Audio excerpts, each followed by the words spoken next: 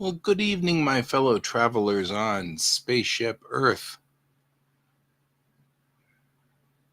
I don't think there's any Geek Tank on tonight because everybody is still out of town. So,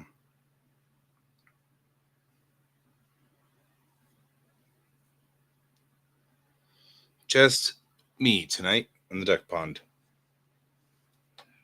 Unfortunately, does look like, yeah, because for the next couple of weeks, Troy is out in the Nowheresville.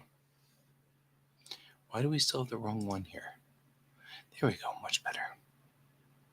So, yeah, Troy will actually be in Europe for the next 2 weeks. Maybe 3. I think it might be 3. It's all good. Threw me for a loop too, mostly because all the days are bleeding together and I must have just totally forgotten it was Monday.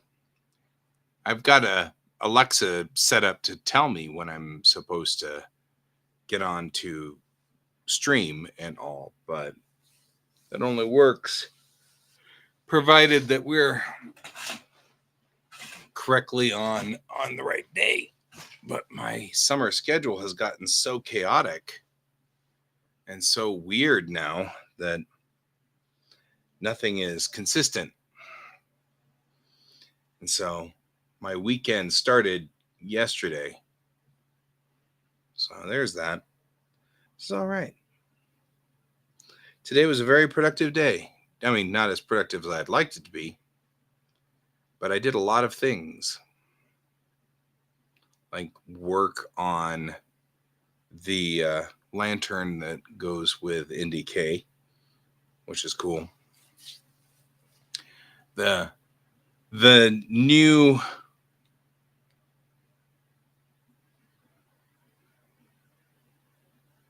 just threw them right out, huh?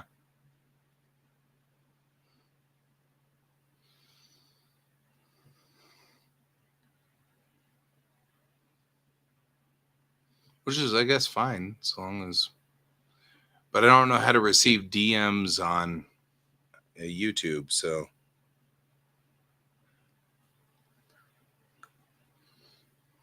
I think the only way you can DM me now is to DM me through Discord.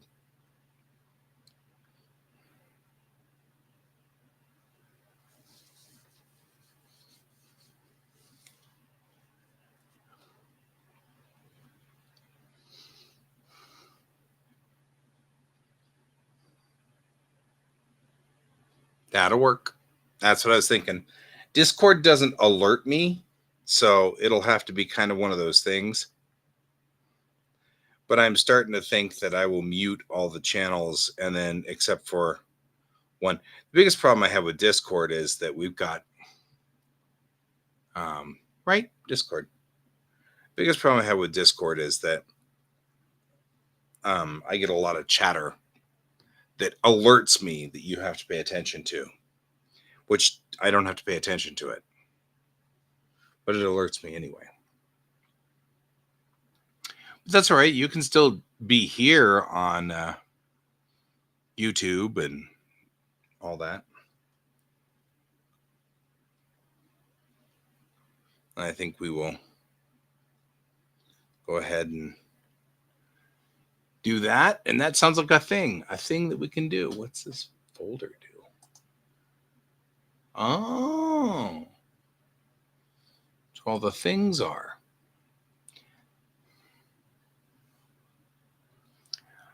Yeah, I really wish that there was a way to make it so that you could not have to suffer from the politics, because that's pushing everybody out of Facebook, which is, I mean, that's everybody's choice, of course, but I think a lot of people would stay with Facebook if it was just information on their cats every day. You know what I mean?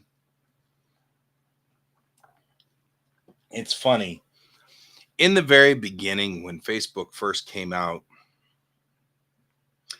about 2, 3 years in, I convinced Dad to join Facebook because it was a great way for him to. I was saying I was posting daily things that I was doing in Japan, and he'd know about them if he joined Facebook.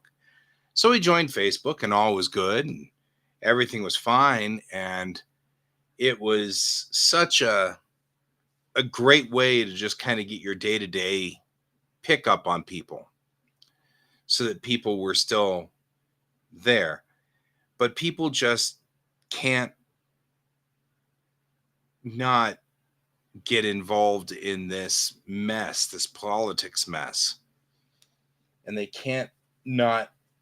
And I mean, I have talked to people and said, right now I'm taking a break from politics. I'm standing down for a little bit, mostly because as I learn more and more about how humans operate, I'm getting a weirder and different picture about what's going on.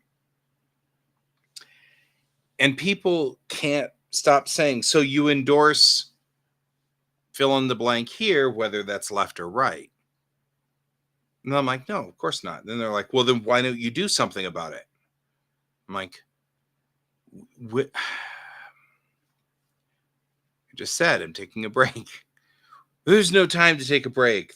America's on fire. I'm taking a break. It's like so difficult. It's difficult to keep people from doing that. And it's frustrating. It's very, very frustrating.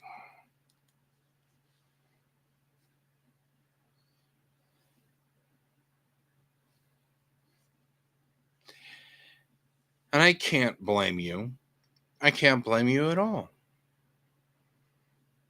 Absolutely. Cannot blame you.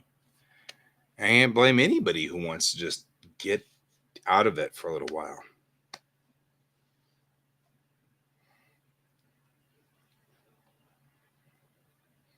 And part of the problem is that I've got so many stressors going on in my life right now. I don't need that one. The biggest stressor I've got right now is money. How in the world am I going to figure out what to do with my world? How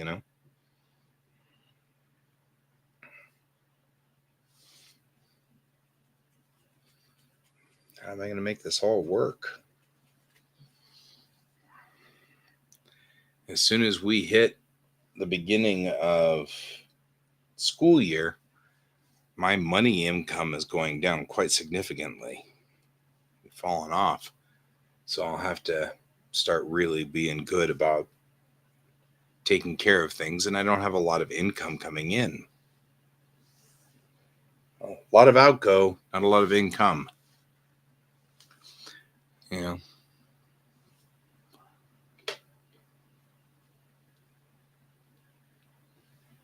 Yeah.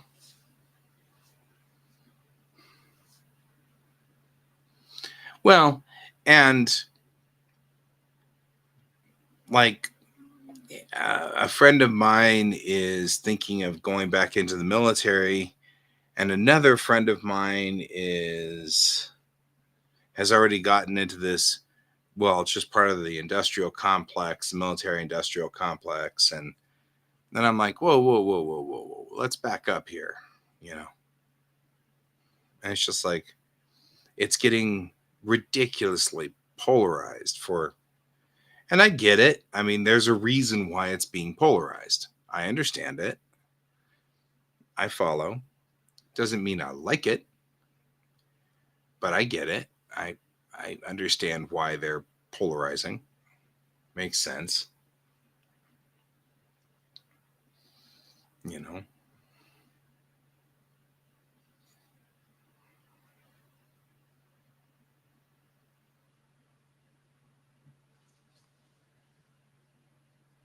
Yeah.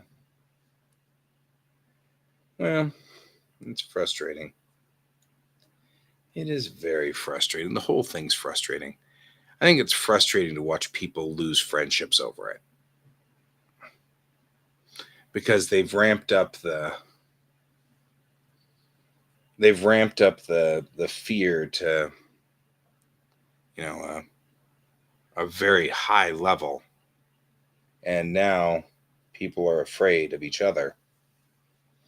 They're afraid of the people who do not think like them or aren't part of their whatever.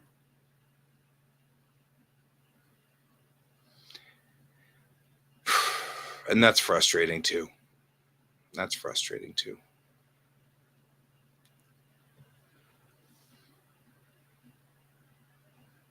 But I'm with you, my friend. I'm with you. I'm staying there, but I'm staying there only because now it's starting to become a fascinating,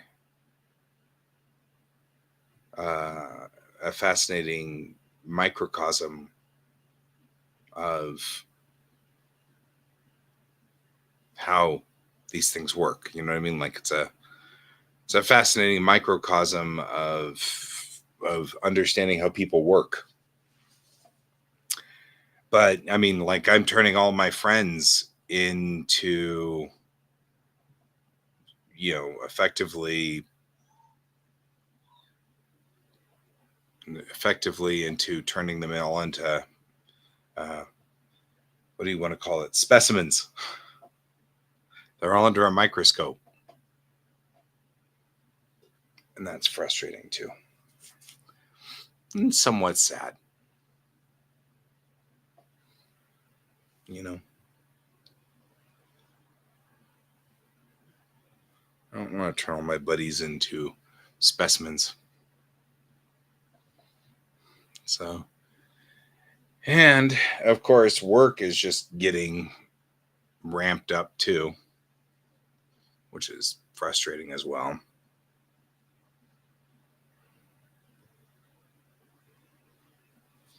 And so I'm ending up missing drawing time because I'm just tired and fatigued.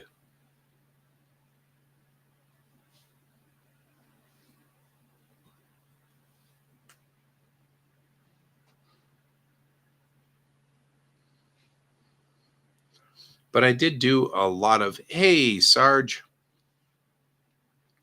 I did do a lot of work today on various things. I fixed, or I've been working on the lantern for NDK. They've got a lantern that we use for, you know, to indicate when the con starts and when the con ends. And the lantern is lit when the con starts, and then it turns off when it ends. And you know, I built this lantern, and last year it was a light sitting in there that had a battery pack, and the battery pack had to be constantly charged every night. And so we ended up just plugging it in. And um no, but what I really wouldn't mind is if we could get the NDK logo 3D printed. I don't know if that's something you'd be interested in doing, but because if I could get two of those, the roof has a triangular like section here, and it'd be nice to put just the seal of NDK on there right in the center. So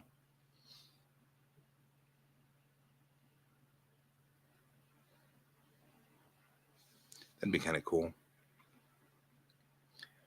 The lantern itself is already done. I've been building it out of balsa wood and then reinforcing it. So the lantern's good and done. It doesn't need anything.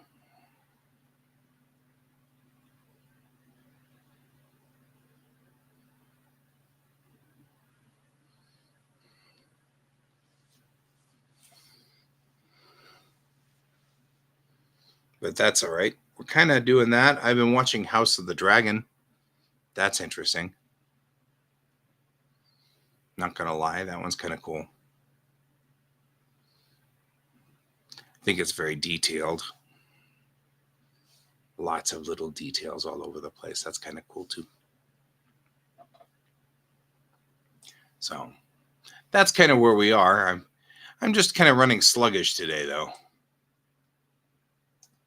No.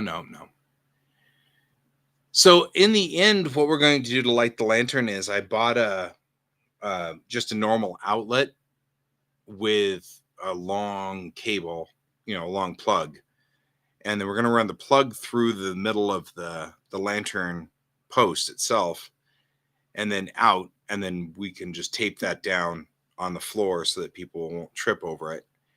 But the lantern itself is just going to have a normal 100-watt light bulb in it, which won't be 100-watt light bulbs. It'll be an LED because I don't want to set fire to the thing. And then I got a remote switch. So once you have it, you can press this button and it switches the switch. So that'll give power to the light. That way, once the light, because it's really tall, once it's up and running, it is super tall. Like it's 12 feet in the air ish, give or take, the lantern itself. So there's no getting into it once it's up and standing. But and here I'll show you what it looks like, or what it looked like last year.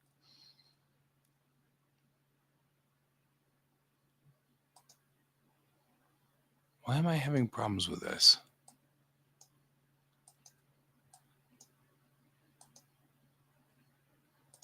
I'm having real problems with Windows.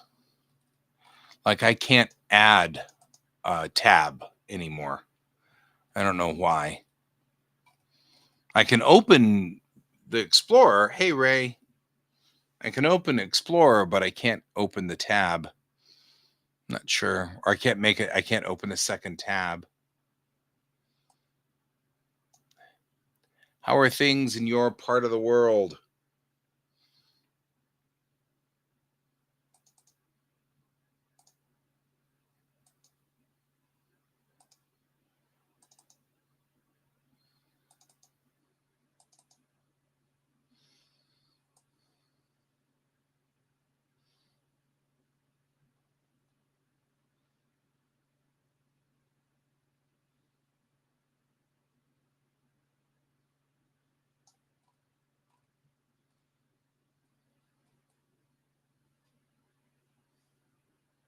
Play basketball, mostly quiet. That's good.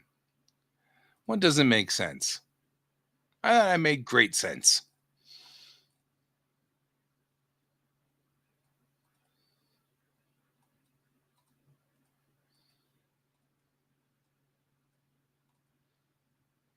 I mean, it's entirely plausible. It didn't actually make sense. We'll have to see.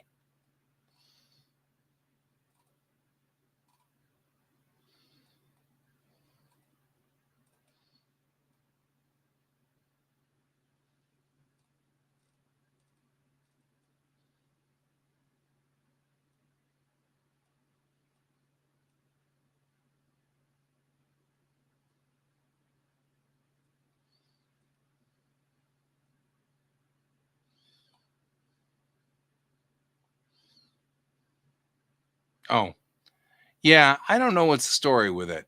I don't know what's going on here.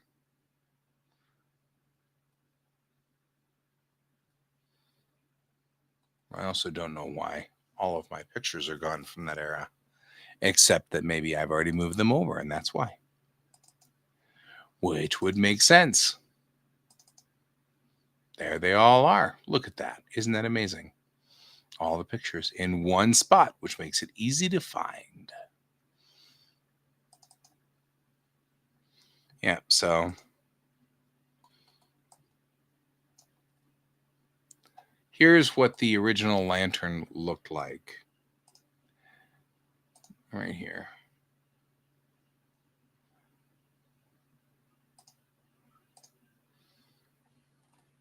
So I built the upper structure like this and everything like that. And then we put all of these different signs on here and just wrote all these different things on it. And so the entire structure is really lovely, but I didn't like these plastic inserts. So I pulled those and then just built this structure right here. Oh, there you go. What hey Ray, what sports are you following on in Olympics? So that I know whether you and I are in direct competition or not. But so I replaced this section, these plastic lights inside here with just the actual straight across bars. So I repeated this pattern right here, but all the way across from here to here. And then took all four sides and then put just that frosted plastic inside there. And then ran a light bulb, an actual honest to goodness light bulb up through here into this roof area. And what I was talking to Brent about was there's this triangle right here that I'm going to fill in. This time there wasn't anything in it, but later I'm going to put in a triangle in this roof section right here. And when I do, I wouldn't mind having a raised seal of the NDK logo. And he was like, as long as it's not bigger than 200 something. No, it doesn't need to be bigger than that. It just needs to be about this big. That's about it. So,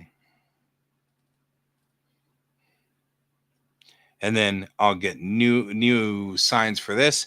And we just finished painting that all black.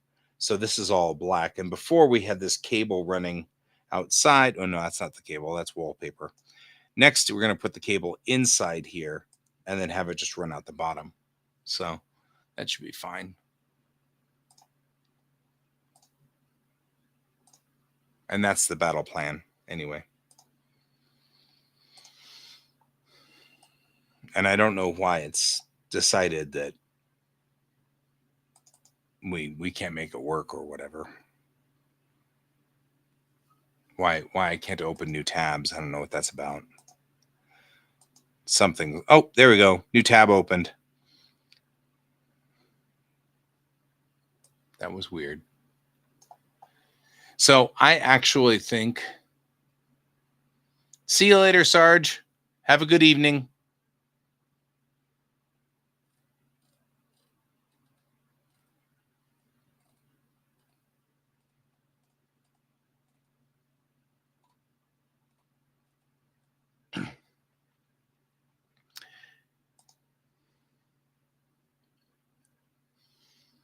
And what I will do is in a minute here, I'm going to actually modify my frame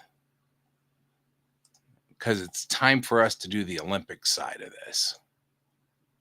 See, now it's not doing that either.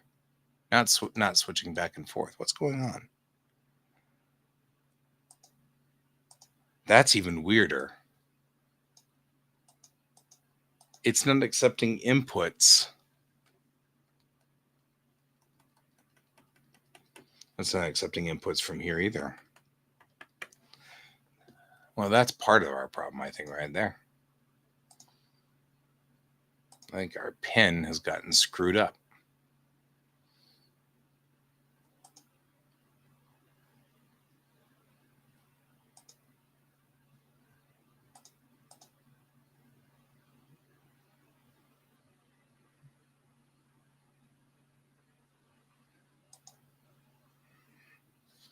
Let's see if I get pin back. Nope.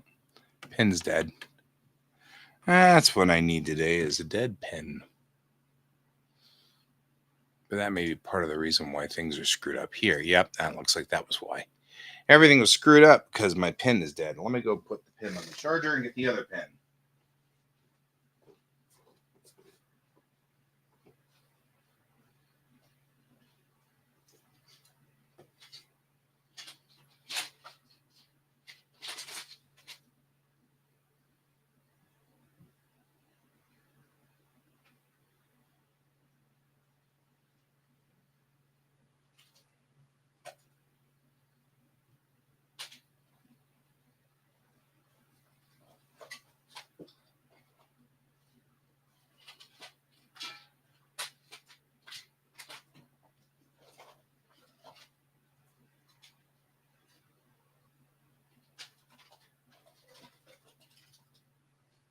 Well, or not. Well, I guess that stops me from doing the work tonight. We've stacked up a couple of problems on top of things here. And so we have to unstack the problems first. Probably basketball and wrestling, huh? That's fair.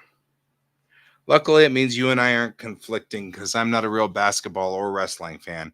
Now, if it had been judo, archery, or equestrian, we'd have problems, you and me, you see.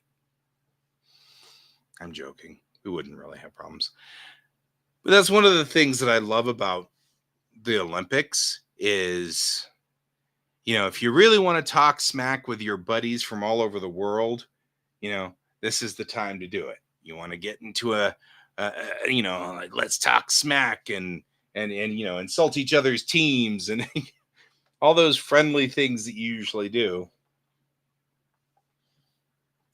The Olympics is the time to do it, right? Because we're already kind of here in this spot talking about all these things. And I think that's actually kind of funny. You're still not running on the tabs, and I'm not sure why. Not sure why I can't open or close tabs on this monitor. That's very strange. Something is not quite right here. I'm not sure what it is. But it may warrant us to restart the machine.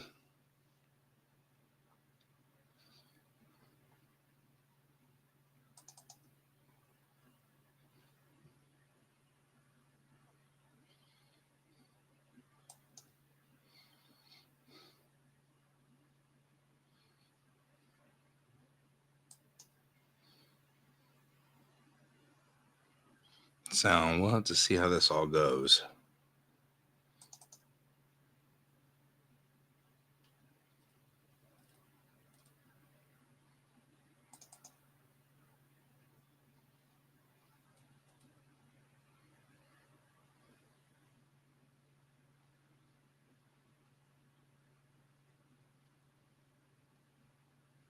Yeah, I saw that.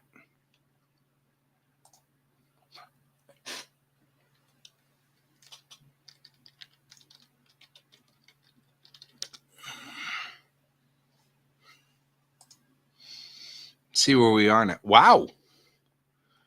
Japan's kicking butt. See, there you go. There's one of my teams.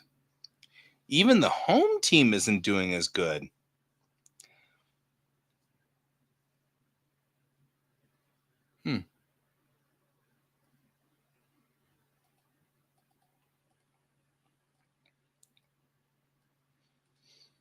Let's see.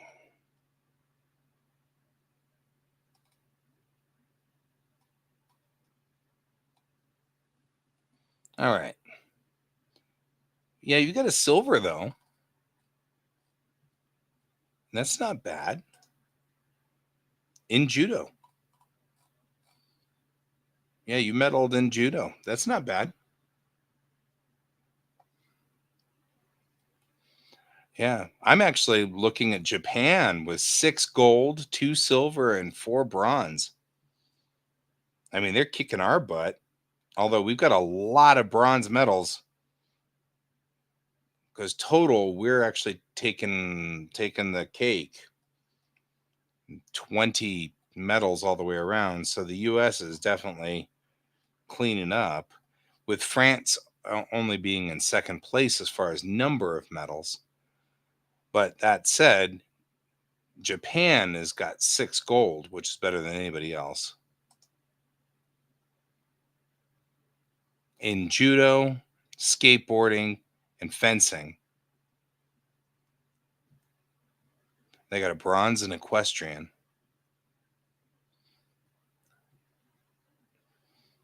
Like I said, in my sportsman, artistic gymnastics, that's an interesting one. I didn't expect that.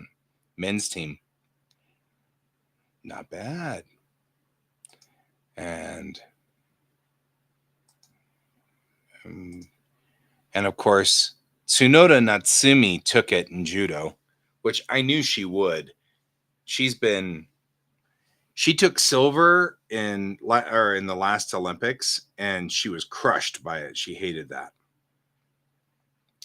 And so she didn't want to keep that silver, and I didn't blame her. So, but yeah.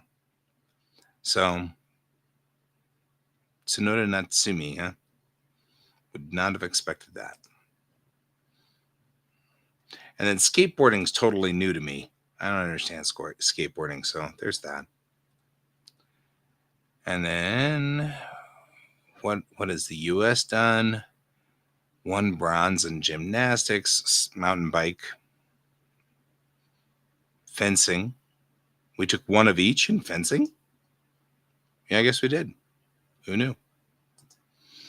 And then 2 in swimming.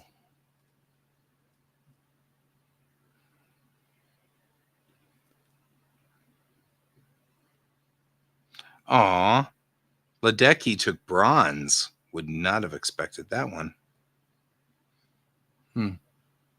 Right? I'm artistic gymnastics. I'm kind of like, well, okay, but I don't actually really get into artistic. My mom and I used to watch all the gymnastics, and she and I used to watch it a lot together when I was a kid. And that's why, even though I'm not a real big sports fan, I'm a big Olympics fan. And so that's like a big deal for me. Curling, get out there with the brushes, the brooms. Just saying. So, but yeah, mom was really big on all the sports, but yeah, she wasn't. Neither even mom wasn't that hot on artistic. She waited until ladies gymnastics, and it was always like the more difficult ones. Even floor, she was sort of. And she really liked diving and swimming. I'm not that hot on that. So the real place where she and I crossed and watched Olympics together was on gymnastics. So I like watching now.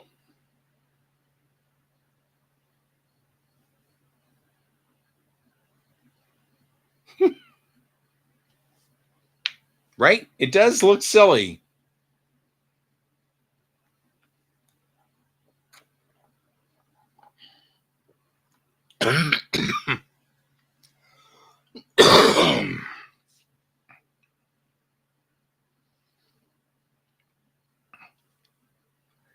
You mean for the curling team, Brent?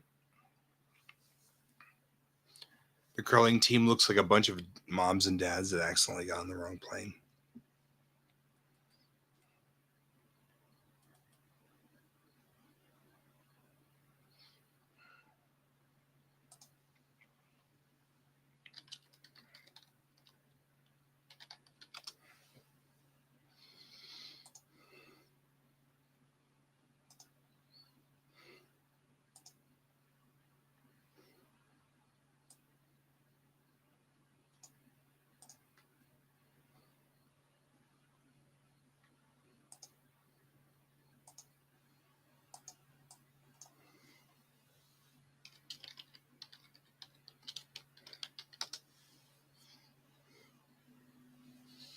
Right?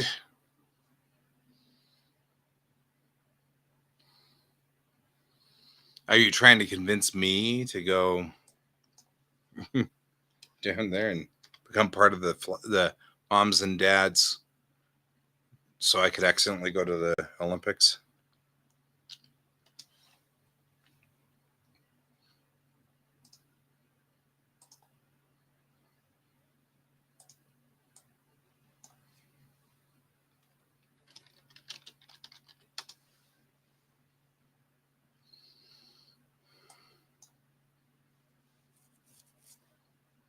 Why aren't they cleaning the ice?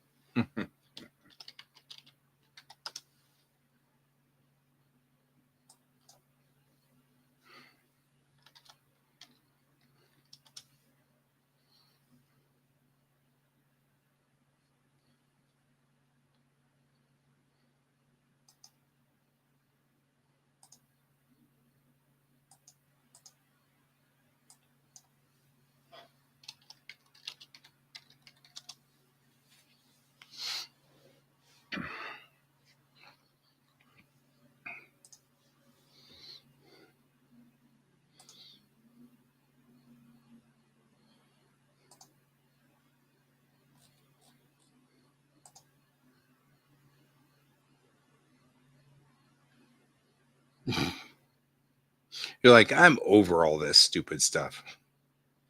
It's fair.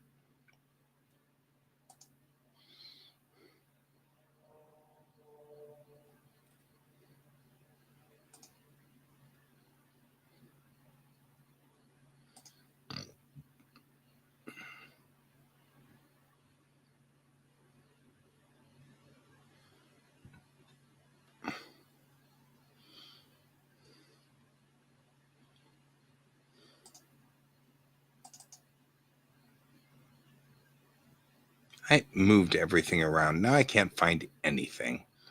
That's aggravating.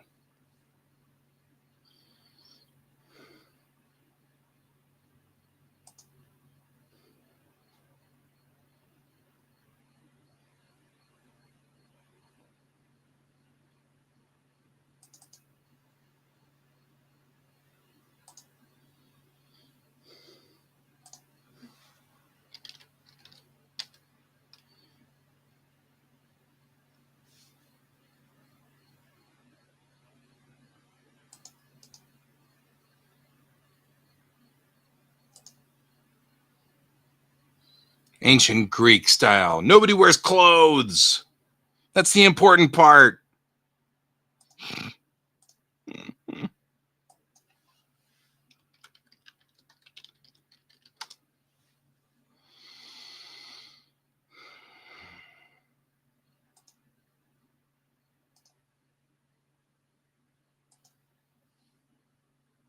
Oh, I'd go for the ship battles. I'm just saying.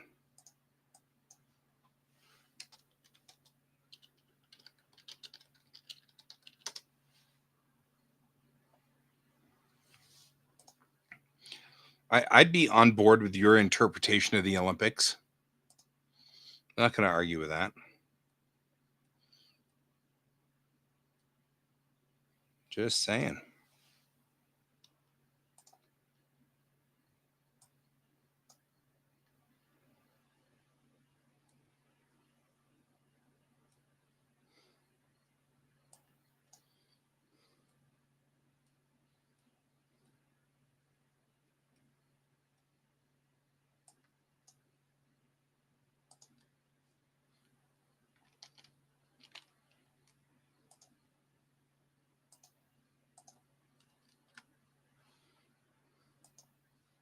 Animal wrestling. You know, I'm not going to complain. This makes sense to me.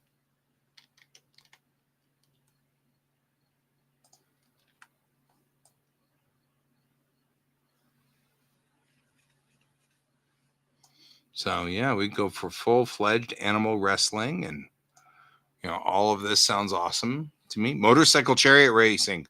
Why do we not have more motorcycle chariots, man? That's all I got to say.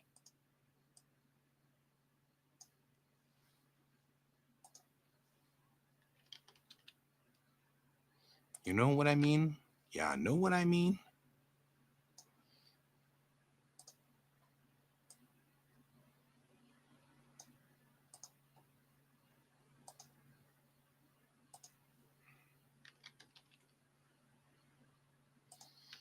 I think motorcycle chariot racing would be sweet.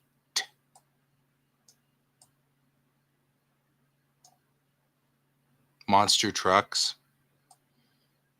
Yeah, I'm liking your version of the Olympics, man. Just saying.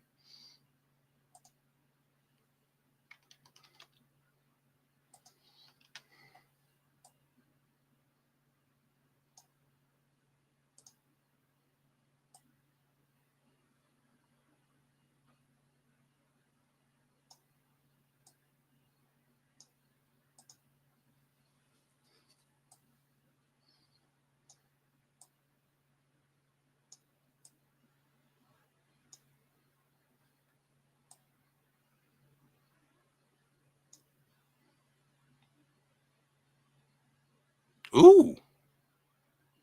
Hey, I'm in. I'm in on this plan. Monster truck wrestling.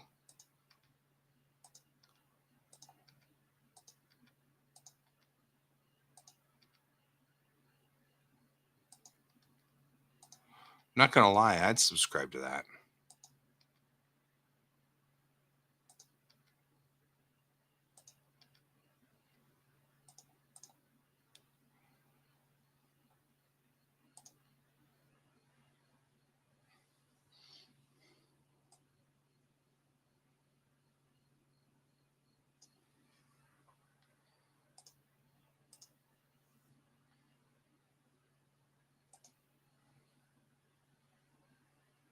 Oh, yes, that makes sense.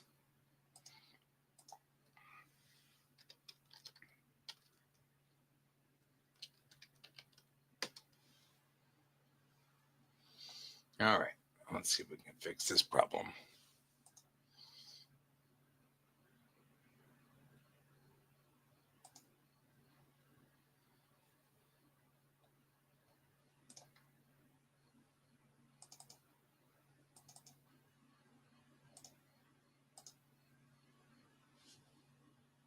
Now we can go.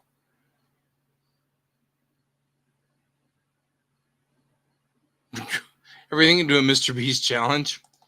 Not sure about that, but okay. You know what? I'll take it. I'll take it.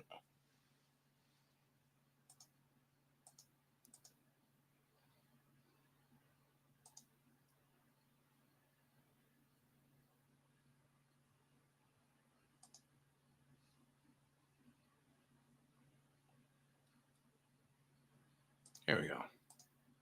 There we go. That's what we wanted.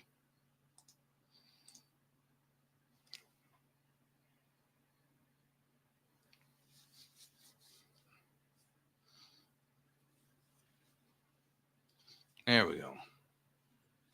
Now I have my Olympic rings going for me here. And of course, the flags representing the people who usually are visiting here. So, of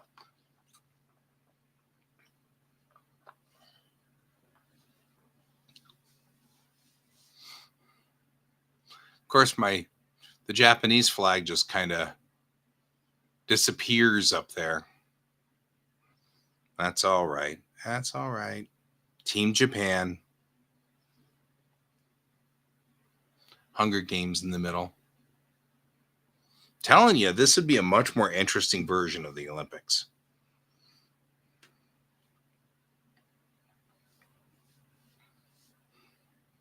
I actually have been kind of pondering whether I'd want to do something similar to the Olympics in um, in the version of some user, some users, and it's Swiss. Oh, you're right. That is sweet. That's Sweden. We want Sweden, not Switzerland.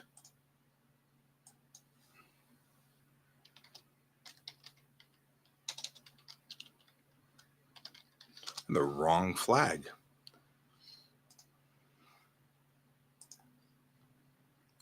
I'm asleep over here.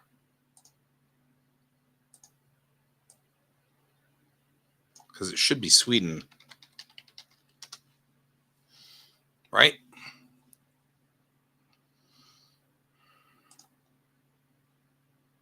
Let's fix that problem. Preferably before some user shows up and goes, "Why did you put the wrong flag up there?" I'm like,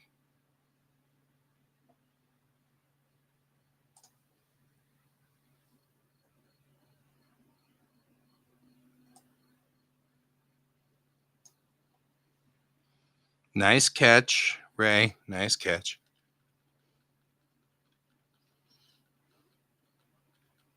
That's right. Switzerland's flag doesn't fit as well anyway.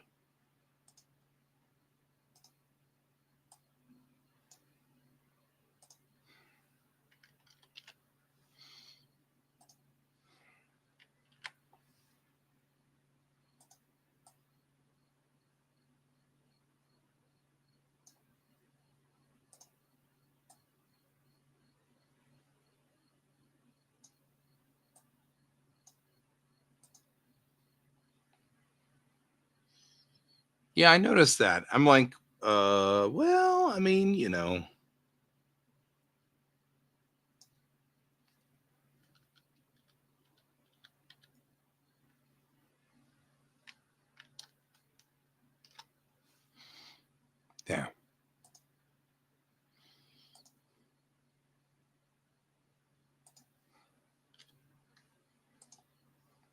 fix that before some user shows up at me and goes, but no, I can't seem to ever get the Sweden Switzerland thing unconfused. There we go. Much better.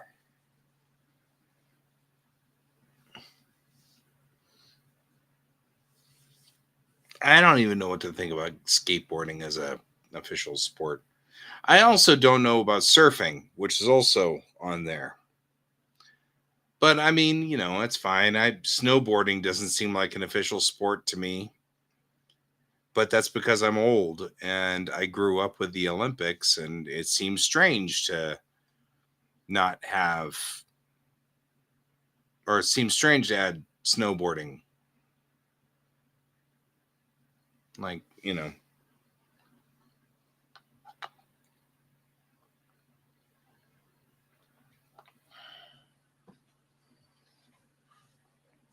that's okay. That's okay. They can add things.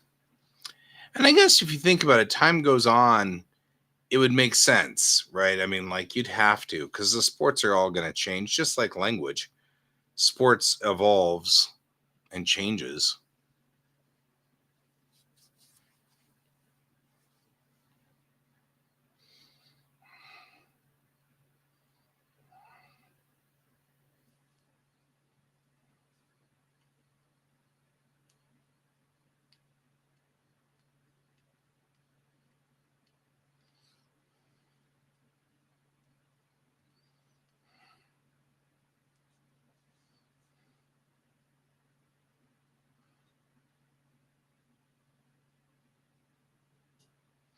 Yeah, I don't know what I'm doing. I don't have a pen operable. I'm going to go find my pen over there. So on that side of the office, that side of the office still needs to be cleaned up, and so I haven't done that yet. I'm moving slowly over there. No, I don't golf. That's even weirder. Hitting a ball and then chasing it around seems strange to me. Now, all of my sports, if you want to call them sports, are all martial arts. I'm a big martial arts fan. And I'm big on judo. Like for this, I'm big on taekwondo's been okay, but taekwondo's kind of, there you go. See, some user did show up. Hey, some user, it's a good thing you didn't show up earlier when I had the wrong flag up there.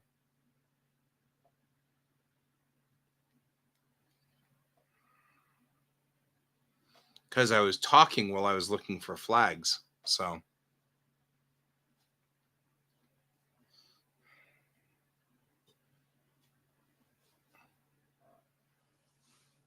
oh, yeah, of course I did. Because I wasn't thinking. And Switzerland um, and Sweden both start with like S and W. And so in my brain, I get them confused all the time. Completely different countries, but in my brain, because they both start with SW, I just cannot seem to leave it alone. So I put up Switzerland's flag for a second, then I went, that doesn't look right. And so I was like, that's not the right flag. And then Ray was the one that caught it. Ray was the one that was like, Ray, Ray was the one that was like, who's Switzerland? And I was like, Switzerland? And I, dang it, got the stupid wrong flag. Oh, well. I got there ultimately. But it's Olympics time, so it's time for all of us to compete against each other and and and sit there and make snarky comments to each other and, insult each other's teams and drink beer. Because as far as conflicts in the world, this is my favorite kind, right? Like, nobody's getting killed in theory, and we all just get together. The whole world gets together, and we're all competing against each other, and some people win and some people lose, but in the end, everybody still goes home. So this is my favorite kind of competition. I like us doing this one. This one's my favorite.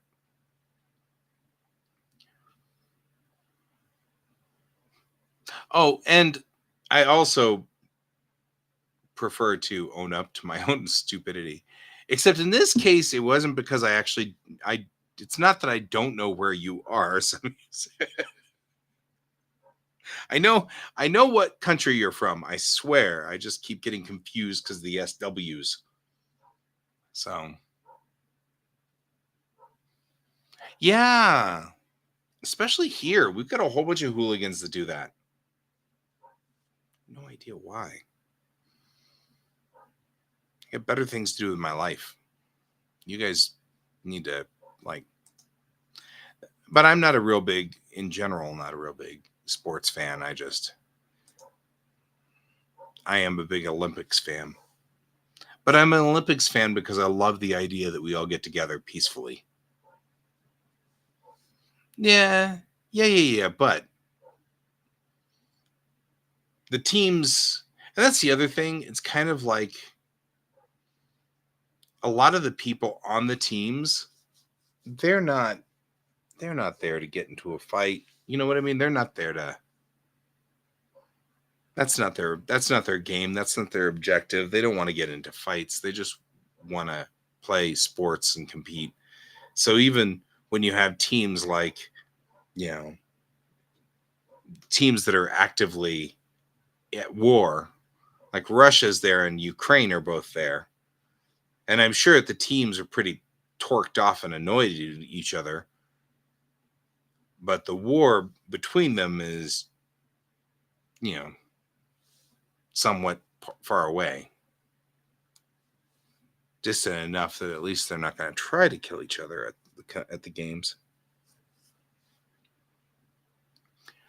It is interesting because you think that somebody probably had to think it through. Don't put Ukraine next to Russia. Don't put Palestine next to Israel.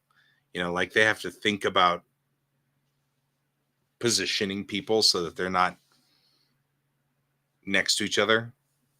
Because I think that'd be a thing that would be fascinating to me. Well, okay, yeah, but Russia got their butt banned.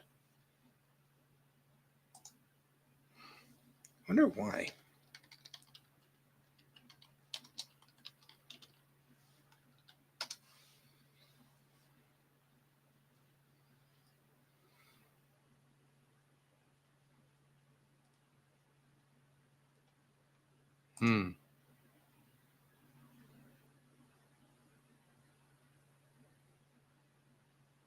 Yeah. The athletes are still there.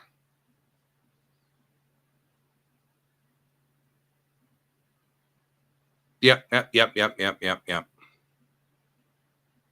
don't think Palestine has a team, but the Russians are still there. The athletes are. They'll just be considered neutral, individual neutral athletes.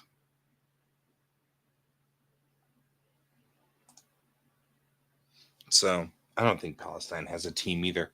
Palestine doesn't have a recognized government yet, although I think that'll change as time goes on.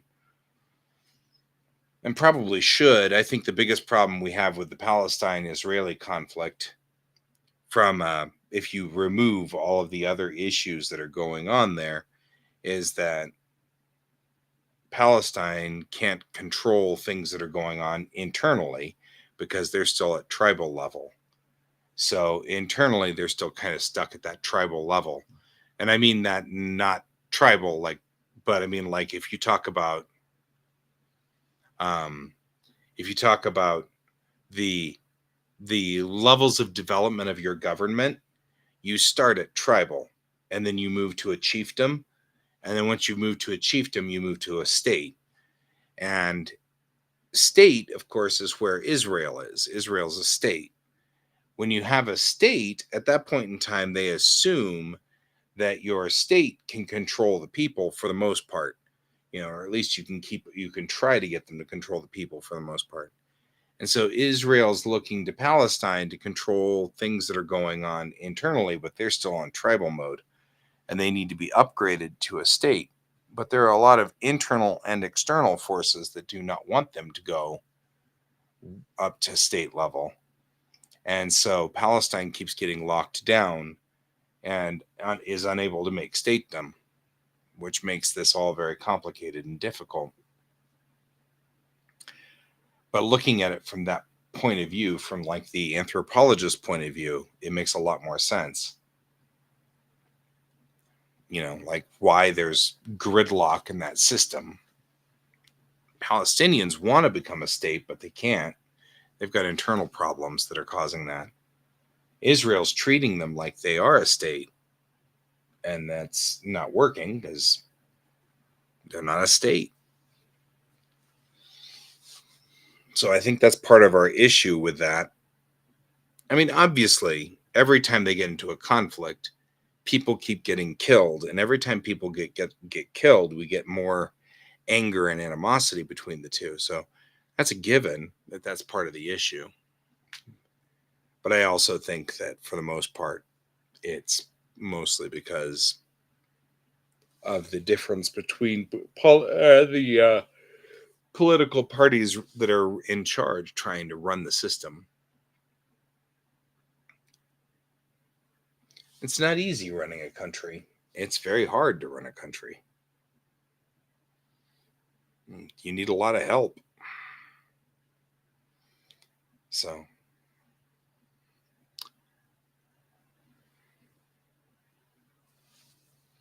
yeah, I mean, people can express their opinions politically. That's also fine.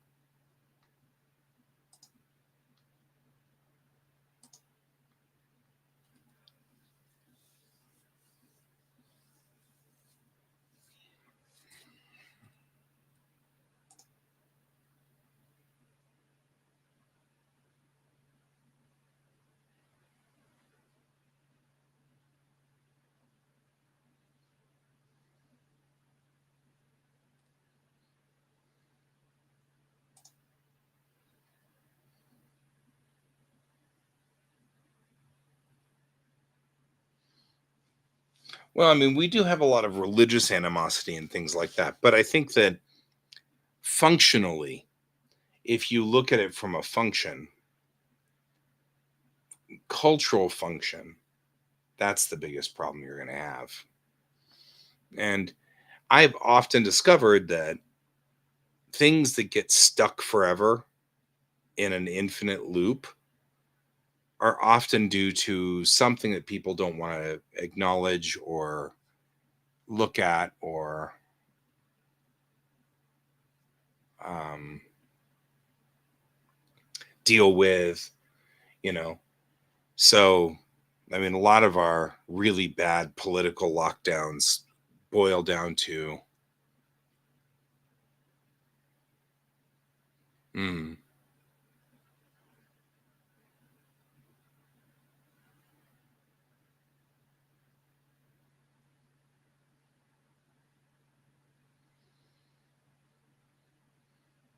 well, Russia is trying to say that it was a boycott, but they were banned. It's totally fine. I mean, I mean, it's one of those things. My opinion of what's going on over there, it doesn't matter a whole lot. My observation from the cultural anthropologist side, probably a little bit more accurate in a top down. So, shrug. Yeah, they're political, but yeah, I don't know. Palestine should have a team someday. Someday Palestine will have a team.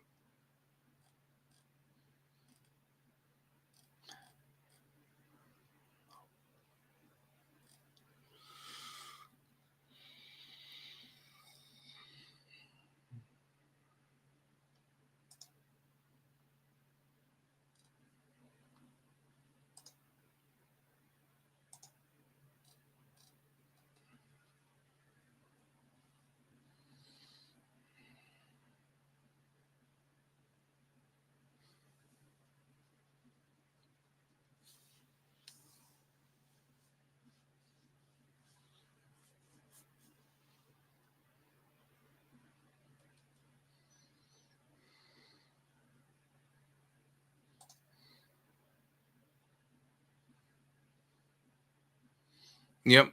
And that's, like I said, there's a lot more to the politics going on behind it. And there's a lot of blood. But the truth of the matter is that in general, people don't like to be in perpetual wars. So the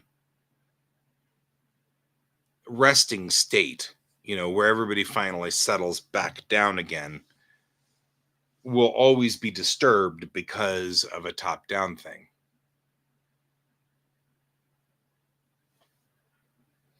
Yep. Well, and Israel has a part in that. The US has a part in that too. I mean, the US got involved in all of that mess as well.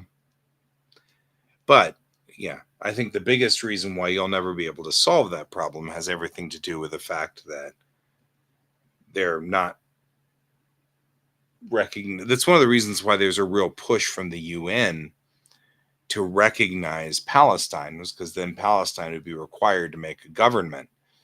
And when Palestine finally gets its government in order, then you can start solving some of these other problems. So I think that'll be a lot easier on all involved when we get to that stage.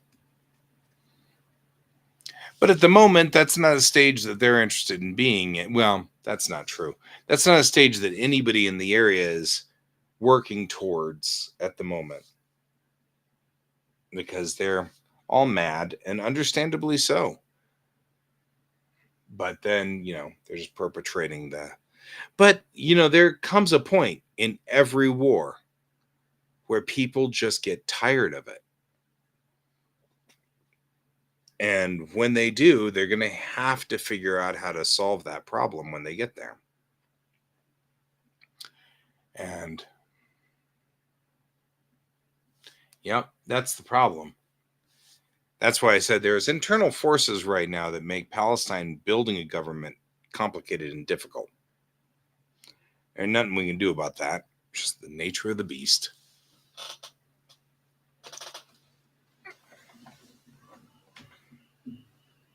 And it is sort of a problem. And we'll get there.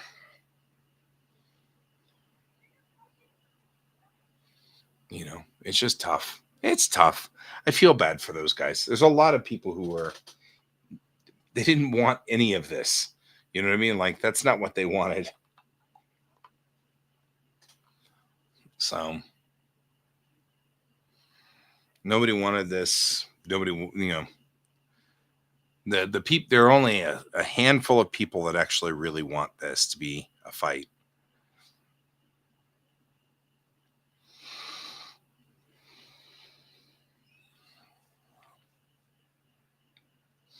Well, and that's one of the other thing. That's one of the other things. The Zionist project and, I mean, both of them have a version of press them into the sea. Both sides have a version of push them into the sea. Either you're looking at the Israeli Zionist theory, or you're looking at the Islamic function of the same thing. They're both fighting on that same principle, which is one of the reasons why we're having issues, is because we have two groups of people who have a very elitist doctrine that they're fighting against each other on this one. And it's the same doctrine, which but the thing is that I have faith that the average person in both of those locations would be fine if the war just stopped. You know what I mean? Like, I feel like the average Joe in both countries would just be fine if it just came to an end and just settled down. So,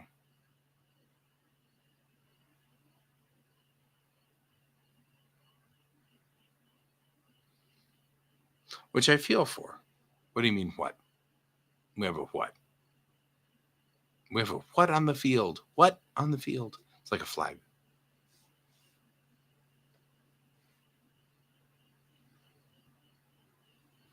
Ethnics and religions seem to cross quite a bit.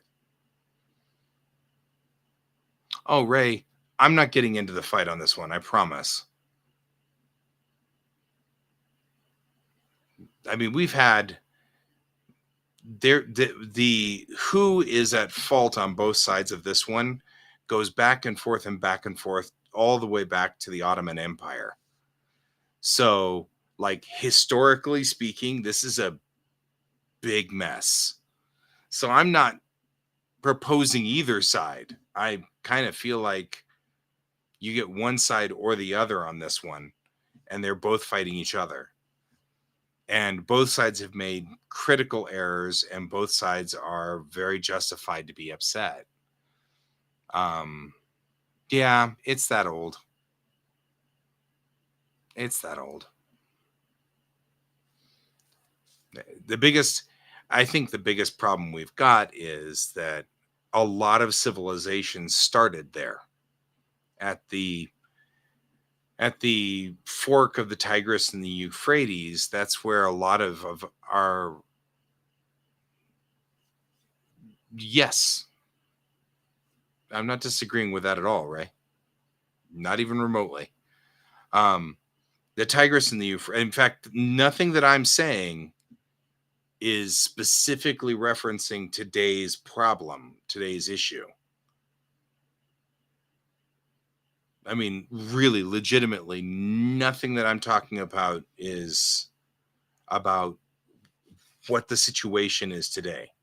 I'm saying the only way to fix this is to get Palestine up to state level. And that's the only way to fix it. And that has to happen somewhere. Like I said, not talking about anything here, just from the point of the science that kind of operates around all of the people here. There's a science behind this. And that science reads that you can't have a state making an expectation of a tribe. That doesn't work. Historically speaking, that has caused bad things for the tribes. Whether that's America and the Native American tribes here, or South America and the tribes there, or even if you look at Rome versus the English tribes versus state never ends well. So it doesn't, I mean, because you end up with issues all the way across that board. And so the only solution will be to bring Palestine up to a state. But there are problems internally. I'd even be willing to bet that Israel doesn't want Palestine to bring it up to a state, but that's what Israel keeps demanding. And so, somewhere along the line, you have to get into that fight. But as far as my personal opinion as to who is right and who is wrong in the Palestine versus the Israeli conflict, I'm not taking a side here. Palestinian. The Palestine government is tribal still. And that's not a statement.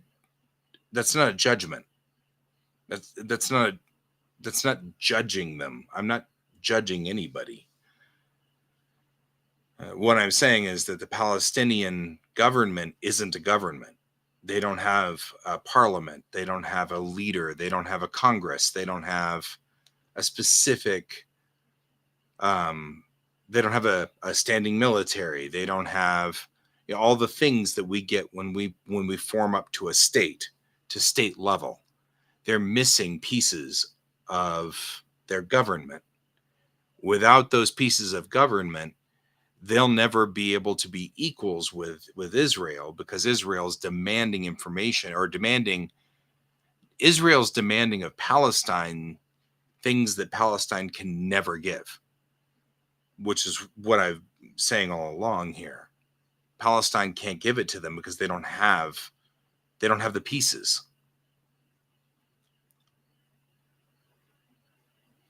I'm actually right now just specifically talking about Palestine versus Israel.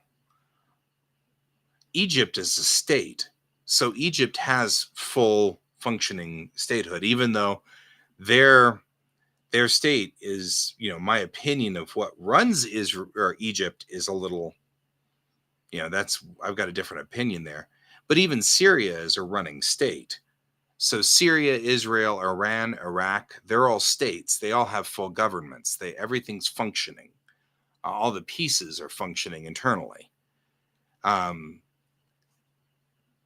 But and so whenever, Ray, I'm using the scientific term tribal, not I'm trying not to load that up. So when you talk about tribal, it means that you still have varying leaders and people following different leaders and things like that. And so as long as you have various leaders like that, it's considered what we classify that as tribal, which is not coherent enough to operate. Yeah, and I agree with Ray. This isn't a religious problem. I mean, I think we have a clash of two religions, but I don't think that's typically the cause of the problem.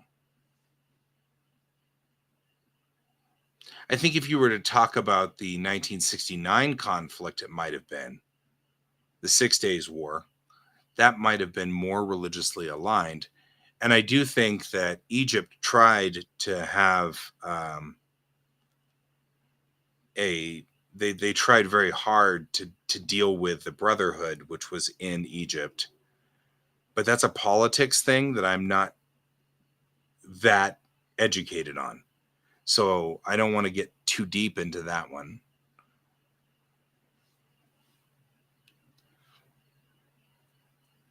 But yeah, Ray, it's very important.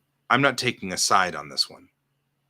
I mean, my personal opinion is who's right and who's wrong is not what I'm bringing up here.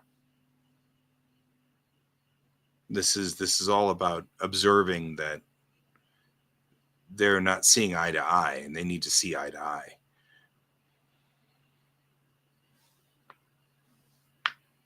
And so my feeling is we really need to figure out how to get Palestine up to state level so that they can operate eye to eye.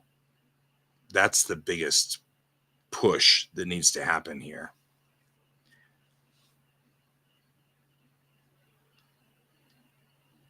And I think the UN is trying to do the same thing. I think that's what the UN's after. But it's hard.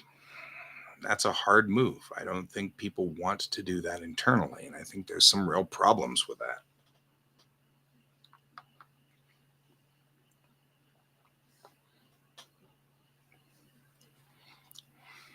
And I think that's going to be tough. That's a tough thing. I mean, but even when you do have a state, because Ukraine is a state,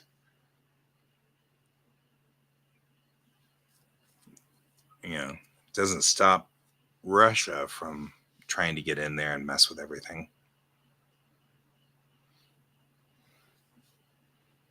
And even that's not straight up.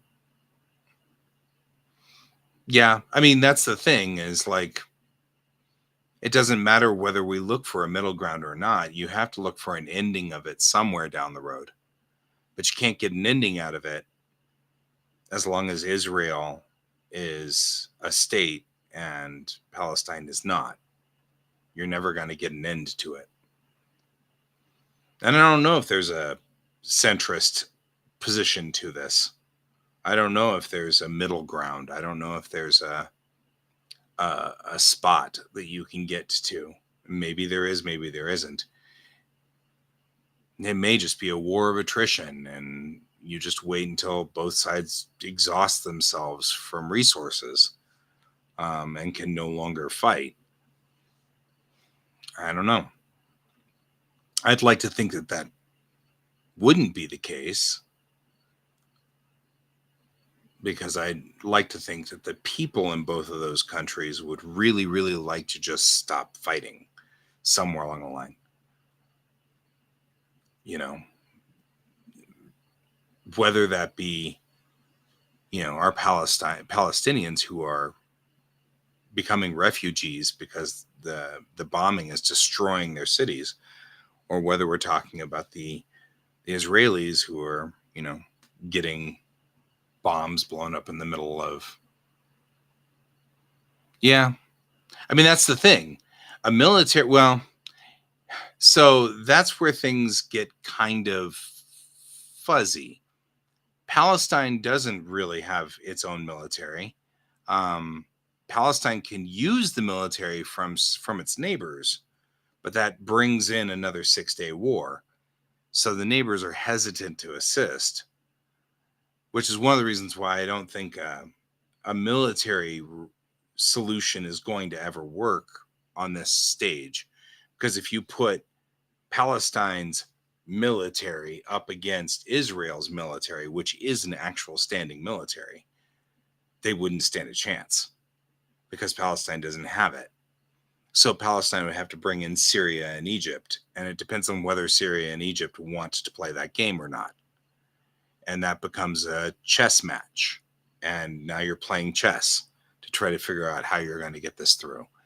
And once that becomes a problem, then you start dealing with bigger powers getting involved. Because at that point in time, you start dealing with the United States getting involved and getting tangled in, just like it did in the 6 Days War. And in the 6-Day War, because the U.S. got involved, Israel went through like 6 different steps there. I'm not even sure why we're disagreeing, Ray. That's the part that I'm not sure about. I'm not taking Israel's side. I'm not taking Palestine's side either. I'm not taking anybody's side. I'm not even, and I'm not even stating anything bad about Palestine or Israel for that matter. I'm just sitting here looking at this going, as a function, you'll never get Palestine up to a level where it can fight Israel unless it's eye to eye, and it needs to be politically eye to eye. Otherwise, it's going to be a war of attrition. And in a war of attrition, Palestine will lose, because that's the thing. I'm sorry, Ray. I didn't mean to do that, bro. I mean, I don't know how in the world we got here, but I'm certainly, well, then let me wrap it up by saying I don't have an opinion on sides for this one. And I didn't mean to imply that either side was correct or right in this one. So forgive me on that one. I didn't mean to make you mad, certainly. I don't know how in the world we got there. So my apologies on that one. Usually you and I talk about politics, and it's always a fascinating thing for me. So how am I feeling on Kamala? You mean the vice president? As to whether she's taking the Democratic ticket or not?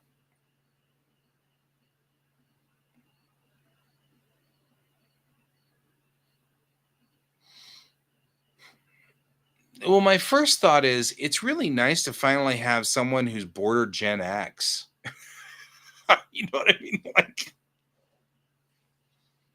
Like, I don't feel like my generation's been represented at all in government. You know what I mean? Like, we've had a whole bunch of boomers, and we still have boomers, and they're still boomers. And I'm like, oh, why don't we start putting my generation in charge? We were the ones that grew up on Billy Joel's "We Didn't Start the Fire," Genesis, which said, in Land of Confusion, they were talking about my generation will put it right. Well, my generation never got in charge, you know. So I don't have I don't have a very strong opinion yet of Kamala Harris because Vice President Harris is, um, well, I mean, Vice President Harris on the surface has a lot of things that I really like. One, she's Gen X, she's our generation. Um, Two, it would be really nice to put women in charge.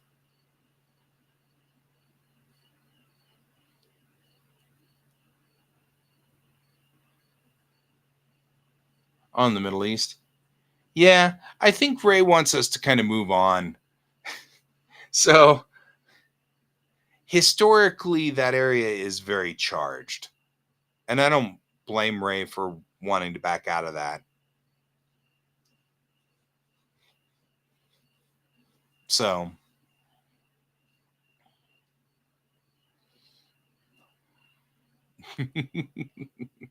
it's all good. Some users just a little behind. It's all good.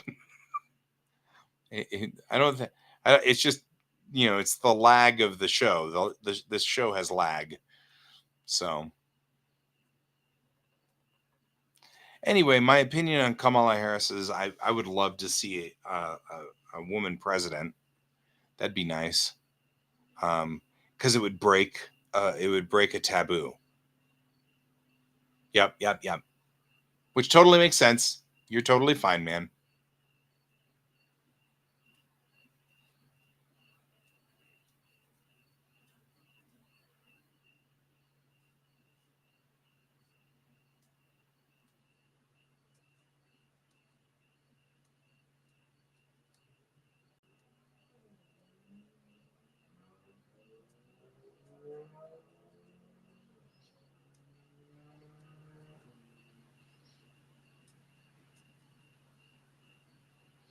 You're a millennial in our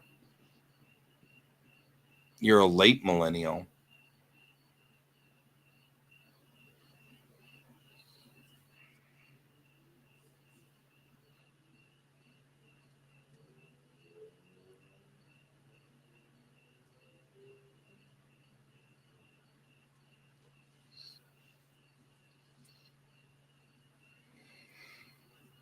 Yeah, and I think it's funny the more I sort of watch and talk to people, the more I've realized how much the generations make a difference in the way that we see and view the world. Because I didn't get actual computers themselves until I was in my 20s. I mean, the first PCs that I had, I was, an older teen, but I grew up in a world where, television was the thing and even cable was a relatively new thing. And telephones were still on the wall, and there were no cell phones. So if you went out at night, you just had to be back or call from somebody's house. So you'd go to your buddy's mom's house and call from there, things like that. Um, and so the generations mean something only because our way of interacting with one another changed. I mean, like my generation was the last real generation to grow up isolated. Um, yeah, I think so. And so you look at this from really what universe did you grow up in? And I think I look at all of these by information, right? Um, and so I think you probably would have gotten, oh yeah, Ray, you're definitely in Gen Z, but you know, my generation was the last real generation where it was important who your next door neighbors were. You know what I mean? Like now it's not as important who your next door neighbors are because you're connected to people all over the world. This is a great example. Here are the three of us, and the three of us aren't even, if you use the old continent thing, we're not even all on the same continent, the three of us.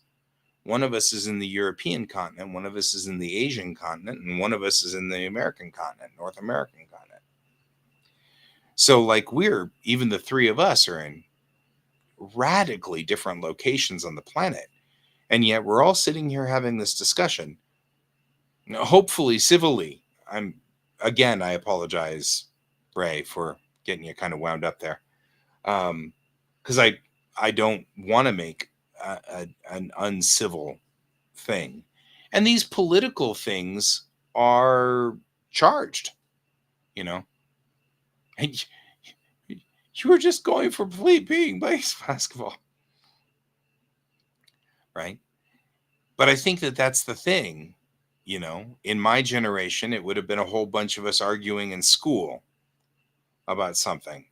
And you wouldn't really know much outside of your, say, city, right?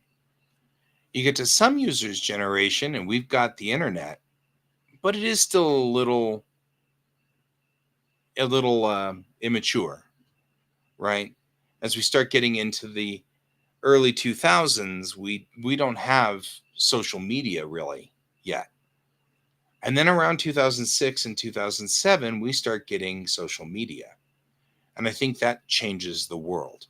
That changes everything. And then about 4 or 5 years ago, we start getting streaming, like the streamers. And the technology changes again. So you end up with these different aspects of people who grew up in a time where, they didn't, I can't explain to you what it was like. It's very hard to explain to you what it was like coming home at dusk, and, that was your rule, and you could go out and play all you wanted so long as you were home by dusk. And if you weren't, you were expected to go to someone's house to pick up a phone and call home and tell your mom where you were. That's a different world. Is it simpler? Yeah. But also, was it better? I don't know. I wouldn't have had you guys, right? You guys are my buddies, and I wouldn't have had you. And that, I don't know. I feel like that's better in my book. I feel like that's an improvement. I feel like even if we do argue over something, it's much more important to do other things and be friends and stuff like that. So, I don't know. That's the thing. I think that these generations, though, represent people who were in the same, uh, I guess, strata, right? So we're like in the same. I'm trying to think of the word. I just lost the word completely, but we talk about us being in the same cultural strata. Cultural strata. Everybody in my generation grew up with the same TV shows, right? We all grew up with the same TV shows. And it's weird because you end up now with this next generation where I connect more with, say, German millennials, because Germany was about 10 or 15 years behind us in the same TV shows from the 80s. So in the 90s and the early 2000s, Germany was showing all of the TV shows that were very popular in the 80s in America, which means that I'll talk to a millennial from Germany, and they are talking, in the same communication line, in that same culture, because their culture was just behind. And even when you talk about that, then you talk about things like, as time moved on, each one of your generations, the millennial generation, then the Gen Z, each one of those, the world got closer together. Rather than everybody taking the US's culture, the world starts exchanging culture with one another. There is a ton of Japanese culture here. Right? Exactly. And you get into the middle Europe, and that's pretty much where you get. And then yeah, post-communist, yeah. You get all of these. Now we're communicating back and forth. You can have our media, I can have your media, which is one of the things I have been really truly enjoying is yeah, well, and on the other side of the Eastern Bloc, you had a cultural wall. Hmm. Back to brutalism. We have to bring brutalism into this discussion. we haven't talked about brutalism in a while. But yeah, that's mhm. Well, it's like every culture. A lot of our culture stuff is crap, you know. There's stuff I've rewatched Knight Rider recently and regretted my life choices. I mean, Knight Rider is horrible, and that was one of my favorite shows ever. I love Knight Rider, but watching it today, I'm like, ugh. Yeah, I keep thinking about that a lot, that specifically, because you think about all of these movies that, um, let's say that you talk about all these movies that Mongolia has produced, all of this wonderful art, and some of them are really awesome, and the world won't see it. And it's like, that's such a shame, you know? That's such a horrible thing because you really want to see some of this stuff. And maybe that's your calling there, Ray. Maybe at night you can fan sub great movies and then put them on YouTube for the world to see. Because I'm not going to lie, that would be awesome, you know?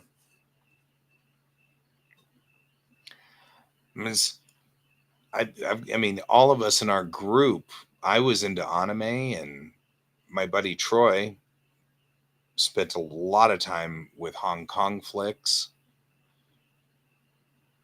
The Hong Kong movies became popular over here, and Jackie Chan, and we got all of the we started to get a migration in the 70s and 80s. Yeah, they'd have to be translated in order for people to. I don't mind watching them in their original language and just taking a guess because I got acclimated to it. So it doesn't bother me as much.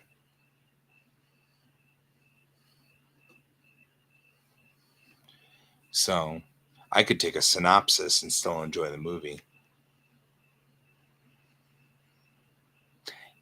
Always interesting to me where you get things, you know what I mean? Like, I've met many people from all over the world, and I get similar stories. Like, you'll get something where it's like, for some reason, for the longest time, we only got like German movies from the 1960s. And you're like, what a weird, specific thing, you know? It's like, that's a very strange, specific thing. You mean the TV show Taxi from America? From the US? Trying to stop saying America. We are not the only Americans. Canadians are Americans too. So are Mexicans. For that matter, Guatemala, all of those guys. In fact, Peru and Brazil and the French movie. Cool. I'm intrigued. I'm always intrigued with stuff like that. It's 20s through the 60s, though. Any specific reason from my point of view, some user? Oh, yeah, I get it. Except with Renault and Citroën. Anyway, some user, I'm curious, the 20s through the 60s is an awful lot of changes in our culture. Any specific reason why that era? You like the way they behaved?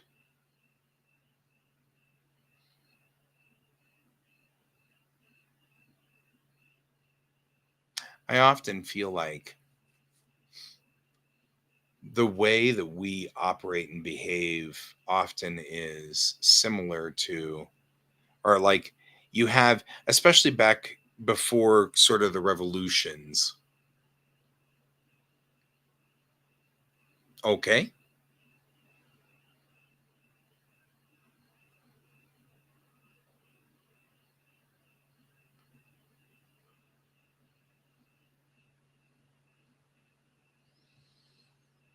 Okay, but I'm probably more likely to go for that taxi movie. I'm just saying. Especially if they're car chases and car blowing up is. I love car blowing up is.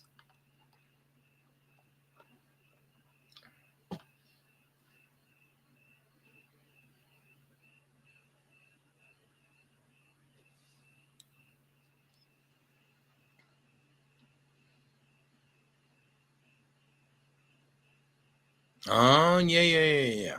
Makes sense. Well, and that attracts me too, because I also believe that we are all connected. We're all one people, you know.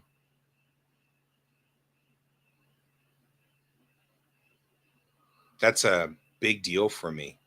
Like you two are my buddies, you're my family even if it's distant. You know what I mean? Like I feel like we're still connected. We're from different generations and different countries, but we're still connected. So I like that. I like that theory.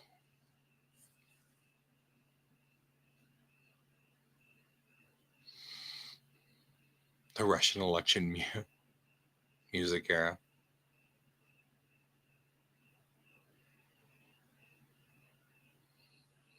Yeah, there was a Russian group that I was listening to. I can't remember its name now, but it was pretty hardcore. I really, because they were, it was revolutionary. They were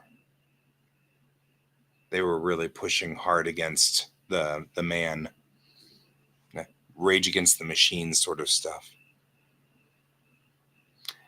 Dug that music for a while there.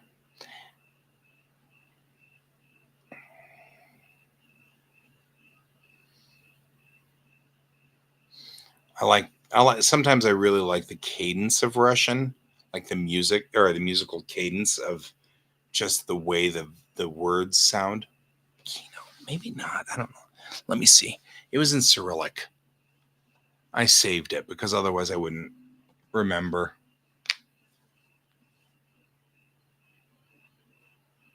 Oh, so you're talking about 20s through 60 folk. Yeah, that's a very different style. I'm with you on that.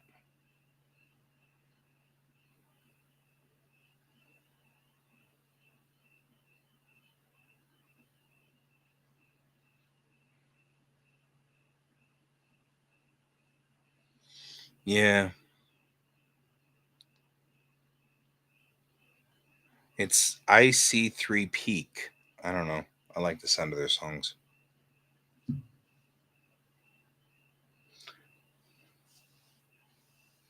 Yeah, it does. I There are moments where I have to be, so I've noticed that I have moods where different music from different parts of the world like affects or is good for me to listen to during moods. Jane Eyre.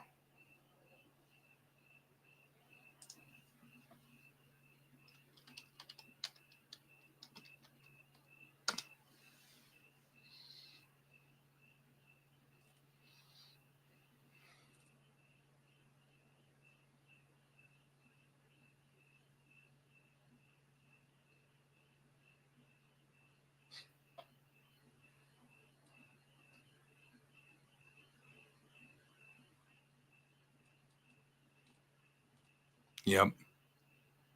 Yeah, there are the group that I've been getting into on that one. They got banned. They got themselves banned in Russia. Doesn't surprise me. I knew it was only a matter of time.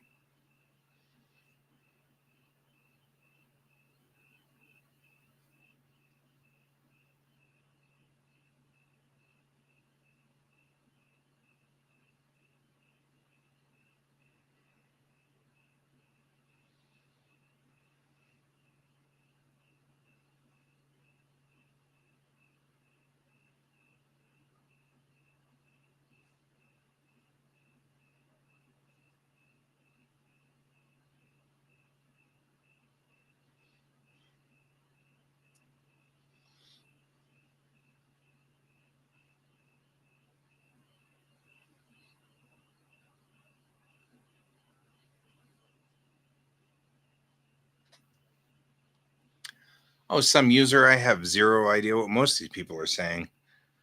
I mean, like I listen to K-pop all the time, and I have no clue what they're saying unless they. Some K-pop groups will have a Japanese version. If they have a Japanese version, I'm in. But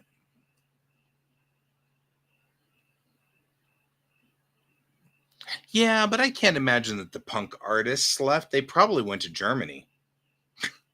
I'm chuckling, but I'm semi-serious. I'd be willing to bet that the Russian punk, that Soviet brutalist punk, probably still lives. It just lives underground in Germany somewhere. Because Germany has a really colorful and vivid music scene, which is interesting. Would not have necessarily. Yeah, and that's the same thing. UK punk came over here. Like, we still have punk groups, they're just underground here.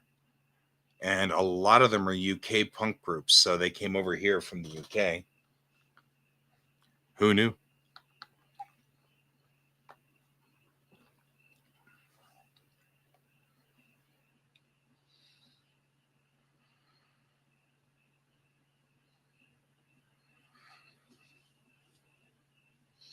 I am entertained by what people Google thinks are my family.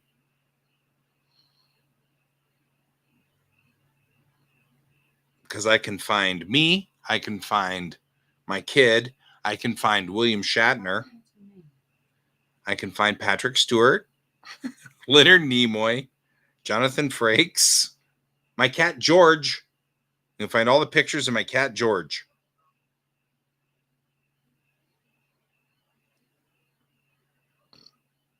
including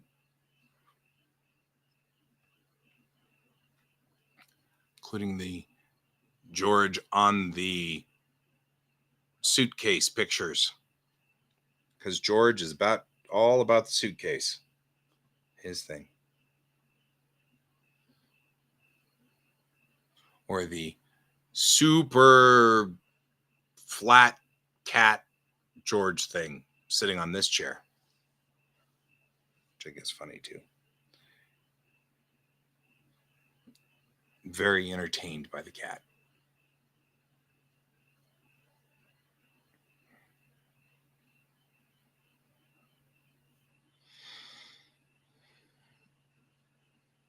Yep.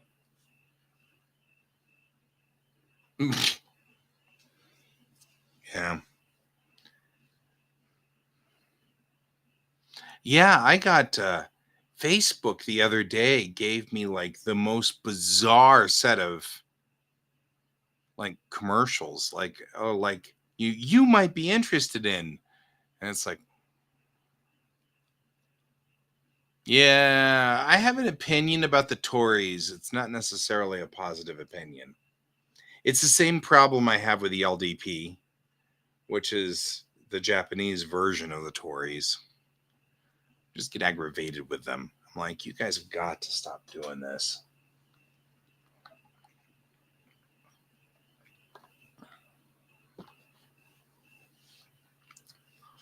I get because I feel like the Tories, the LDP, our Republicans, they all have a concept that they're headed for, but I don't think the execution works like they think it does. Not only that, it's all of those groups are based on being afraid of people and being worried that other people are going to ruin their things, and you know what I mean, like, and taking action to prevent that from happening, and that kind of mentality. And I just don't agree with that mentality myself. I'd much rather just operate day to day assuming all of us are going to do the right thing. And yeah, sometimes things will go bad, but most of the time they won't. And even statistically,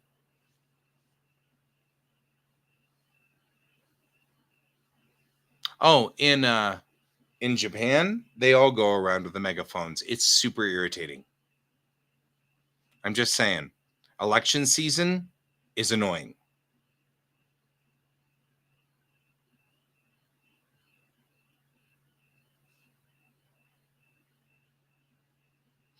Yeah. And I feel like I don't like that. I don't like that mentality from us, and I don't like that mentality elsewhere. I feel like that's counterintuitive. I also feel like that humans weren't built that way. You know what I mean? Like, I feel like that's against the thing that makes us awesome. Because we are awesome because we work together. That's what makes us awesome. And when we spend time trying to be afraid of each other and not working together, we stop being awesome. And that's my personal belief, which is one of the reasons why I don't particularly care for those parties. Um, it's based on I'm afraid of everything sort of concept.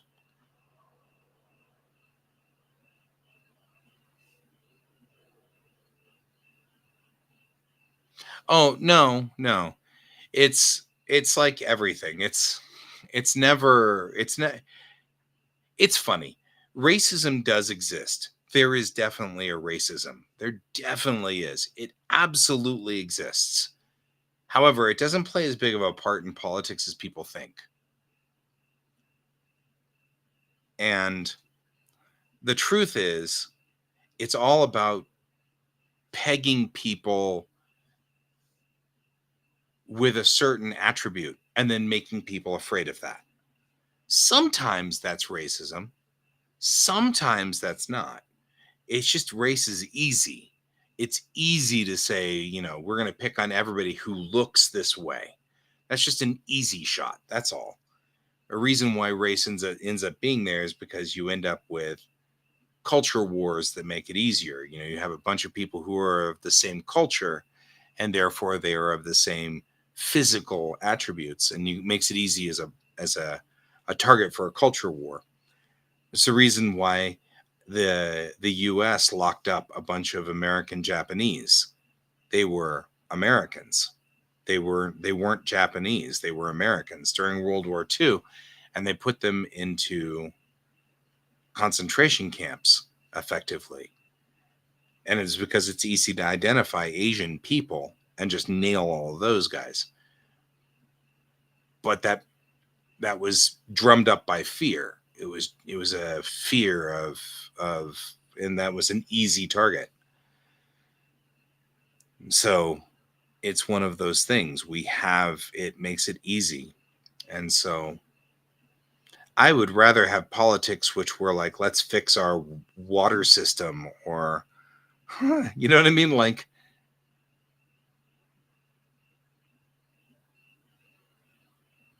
it doesn't surprise me. No, I haven't, but it doesn't surprise me. I'm sure that's happened. It's weird. The more conservative um, the people,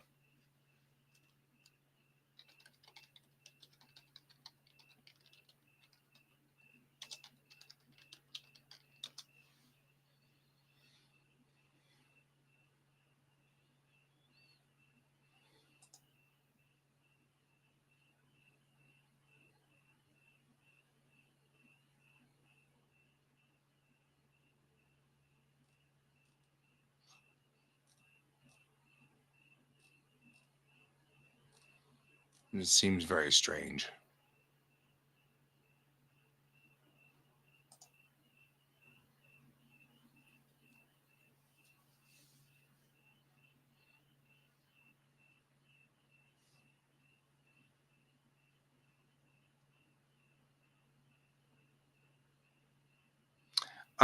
There's a Danish writer who, or I'm sorry, Dutch writer, not Danish. I don't know where I'm going. I'm hungry. I want Danishes. So, like I said, I travel the world in my stomach. Anyway, there's a Dutch writer out there, who Rutger Bregman, and he wrote a book on a lot of the stuff that I'm talking about, and he talks about, yeah, not gonna lie, that's effective and interesting.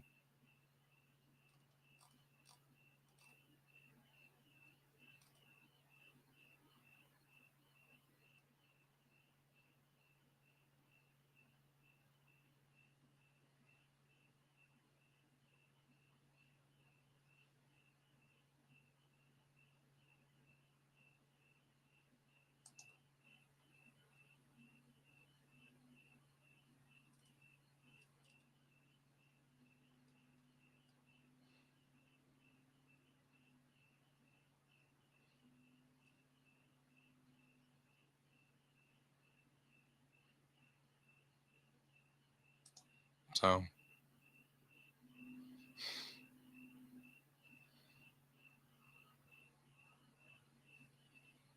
yeah. Yeah, having lived through a couple of political seasons in Japan, I've got to admit, they're interesting critters. They try to do interesting things.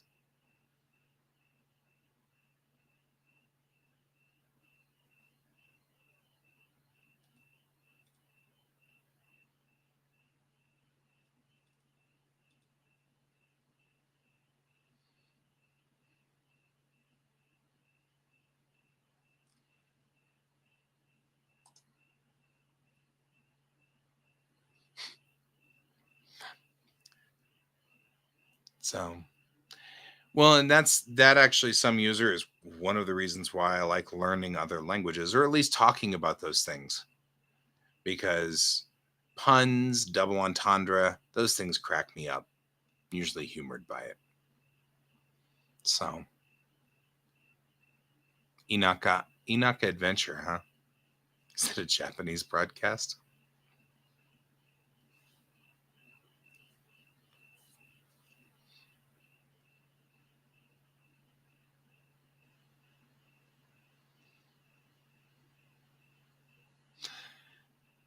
And a lot of the reasons that I've been watching sort of our political setup over here in the United States is because I lived in Japan, and during the time that I was in Japan, um, right, um, because I lived in Japan, I saw the Japanese politics, and the Japanese politics are different. Like in that they don't have a lot of fear to drum up because, as some user pointed out, they're somewhat homogenous as far as a culture goes. And their problems with foreigners are small. It's a small portion, and everybody's aware of that. So it's hard to make the foreigners into the bad guys because they don't have a large population. Um, North Korea is held at bay typically by the United States. So they don't really worry that much about North Korea. So it's very hard to set up the same kind of fear based politics that you're seeing here in the United States. There's not a lot of forces to be afraid of, there's not a lot of things. Um, Taiwanese politicians. No, but the diet in Japan, they'll throw stuff. They'll throw chairs. They'll throw shoes. They'll throw things at each other. They'll throw punches. Just like some users talking about the Aussies fight, which I find interesting because Americans don't. We yell at each other, we insult each other, but there's always been this decorum in our Congress where we don't actually break out into fistfights yet. What worries me is I think somebody has finally dialed in how to ramp up the fear in the United States to the point where both sides are worried that the other side will destroy America, absolutely destroy the US. And because of that, they're both really, really scared. And so I feel like we're getting closer to the point where American politicians will actually throw punches.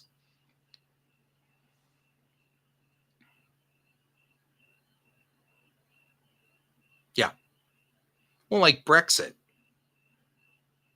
You're like, Ray's like, I am totally on board with everybody punching each other. And you know what, Ray? I think I'm with you on that one, my friend. I think I'm there too. Like, you guys want to punch each other? Go ahead. You do that.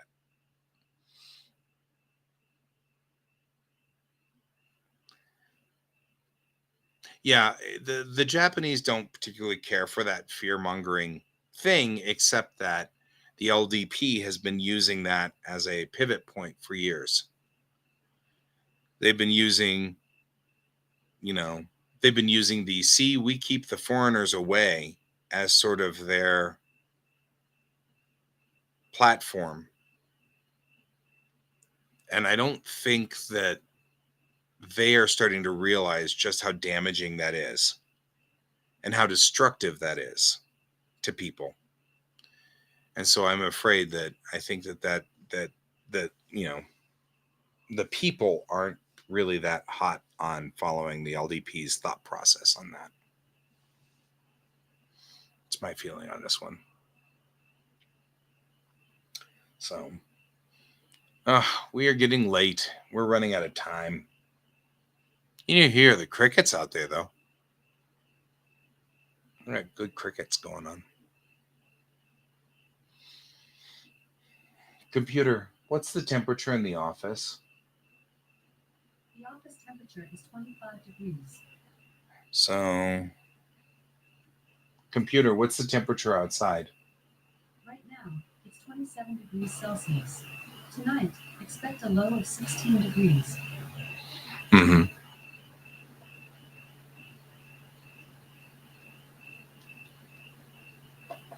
Yeah. And we get a lot of kind of thought process like that. That's just, I don't know. People are people. It doesn't matter what color you are or where you're from. In the end, all of that stuff is only a small portion of what makes us human. All of those things are important. They are an important part of it, but it's not the biggest part. They can be your nationality and your belief system and everything like that can be overridden. 15 medals, huh? So, right? So at the moment, Greg, at the moment, I think we're at the back because Japan is the one that's taking the lead on medals.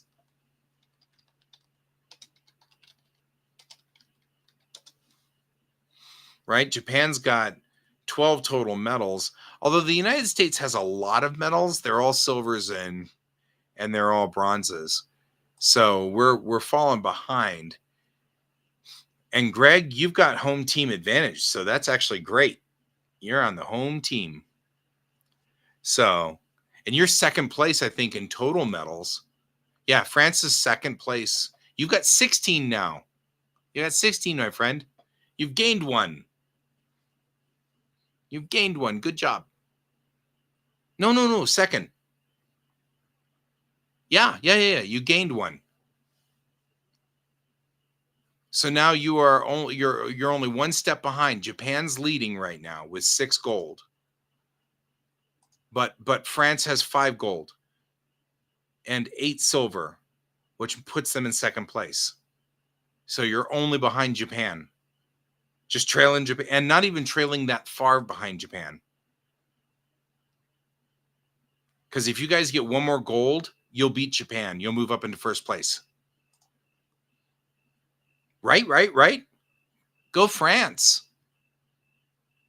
I mean, personally, of course, I'm always going to pick Japan and in the US, but because, that's where my loyalties lie. But I also am glad to see the French team kind of getting in there and getting into the fight, Not going to knock that. I think that's cool.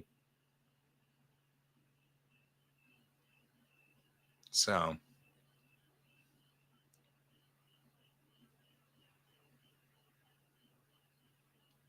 oh, that's a bummer. Some user, I'm sorry about that, man.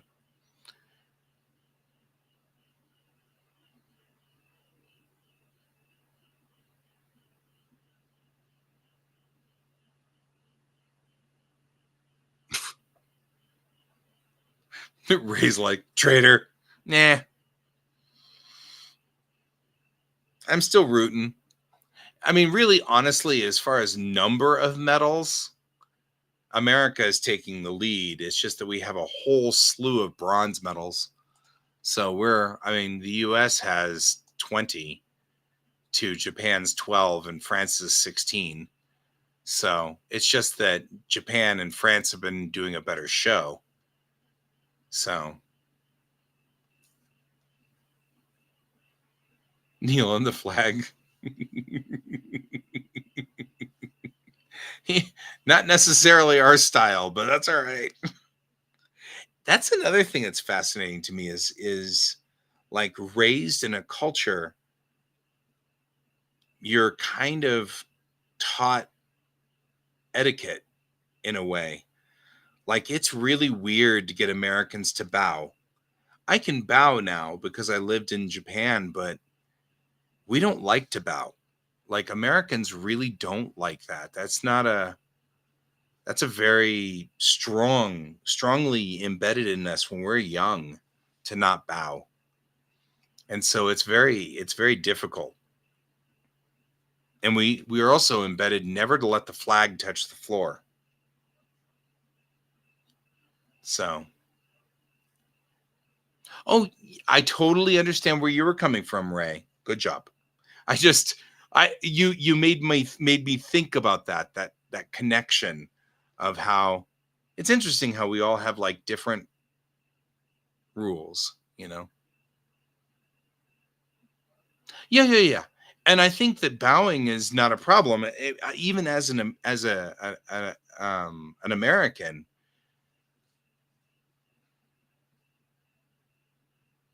Yeah. I mean, obviously, if you become a musician and you're in an orchestra and things like that, you're expected to bow. If you're a performer on the stage, you're expected to bow. Um, but like bow to the flag or bow to another country's flag or bow to a queen, it's actually that's one of the big things that causes spark between the UK and the US, because right, you're a composer, you bow all the time because it's in music, that's part of the culture of music. But like, for example, if let's say the queen, the king, because we're now at the king, let's say the king of England were to give me an accolade for whatever reason, um, I would be expected to not bow, specifically because because of the history of the two countries, Americans are not supposed to bow to the king of England ever. And so it becomes a really weird social problem. You know what, Ray? I'm into the Hug Nation. I'm just saying. You don't even salute your flags. Totally reasonable. I don't. I'm not military, so I don't salute the flag either. I also don't do the Pledge of Allegiance. That's been a fight here for a long time, for many years. But I did the Pledge of Allegiance as a kid, but as an adult, I feel more like that was added on later during the great communist scare. Oh, they're from this side of the board, not this side. These are the two countries that are my allegiance. And because I taught in Japan for many years, so I'm of course in Colorado, the middle of the United States, and so yeah, I'm with you, Ray. I'm on the Hug Nation side. Let's hug. Hugging is better. It's healthier for all of us. I think everybody can get on. Ah, Ray, do you want to do you want to enlighten Greg? Because you can choose not to. I'll give you the agency on that if you are inclined.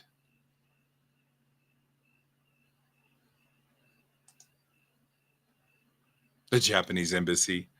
Fair. I guess you're inclined.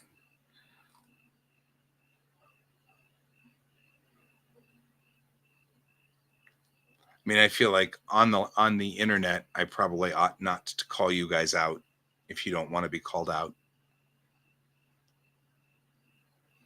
I'll add France up there for you, Greg, though, if you want. Takes me a second.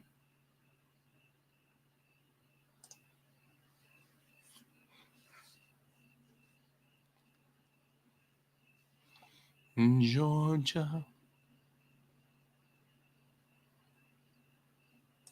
Georgia on my mind.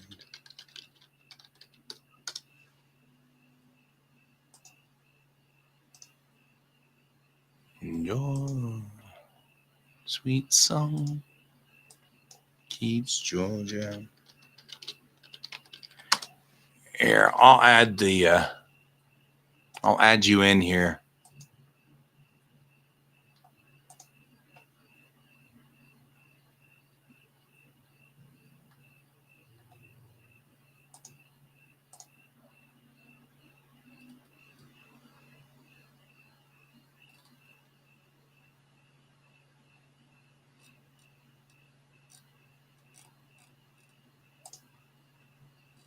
Give me just a second here.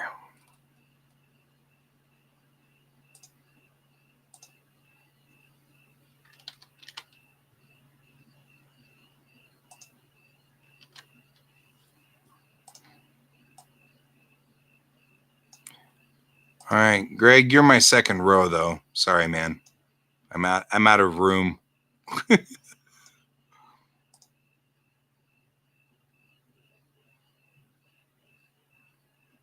Really? That's interesting. I'm going to admit that is kind of intriguing to me.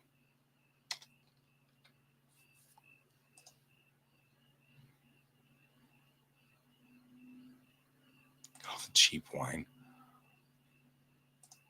This is why we can't take you places. I'm just saying.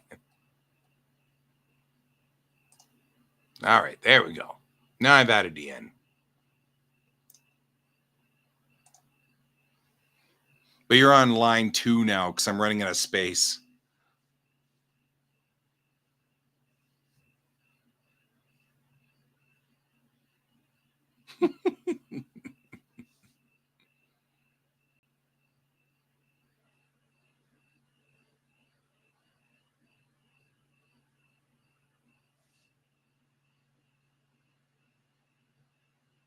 Make it smaller? I don't know. It's the same size, isn't it?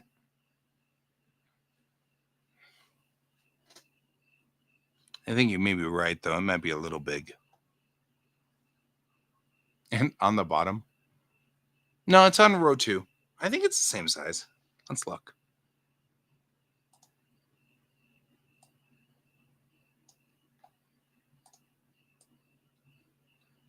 It is slightly larger.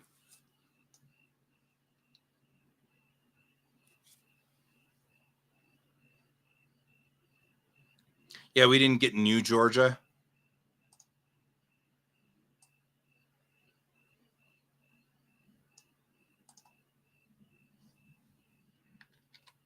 There we go. We'll see whether that actually updates or not. It may not update. We'll have to see.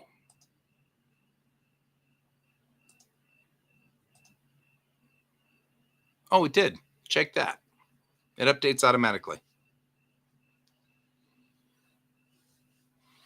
There, I made it smaller so it's the same size as all the other flags. Why would I put it in the bottom?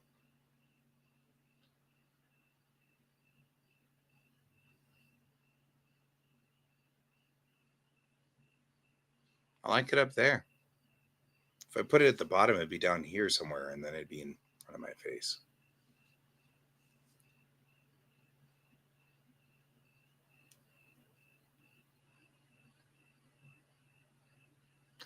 So we also in New York and things like that, we also have all the new stuff, but not Georgia.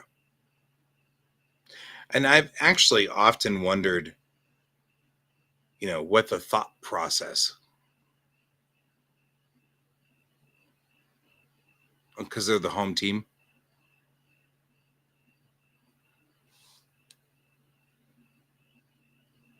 Could move it closer to the rings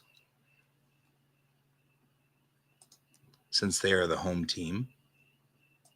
You got home team advantage.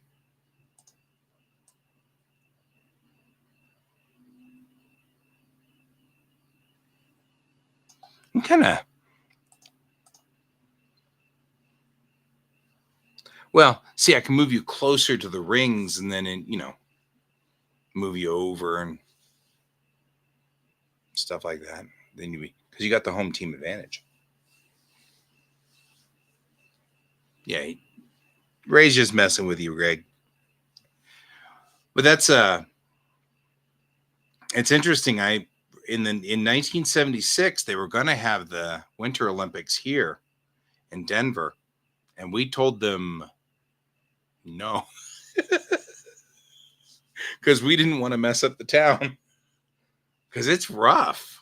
I mean, the things they have done to downtown Paris is just like wild. The amount of work they put into that, which some of it was really good.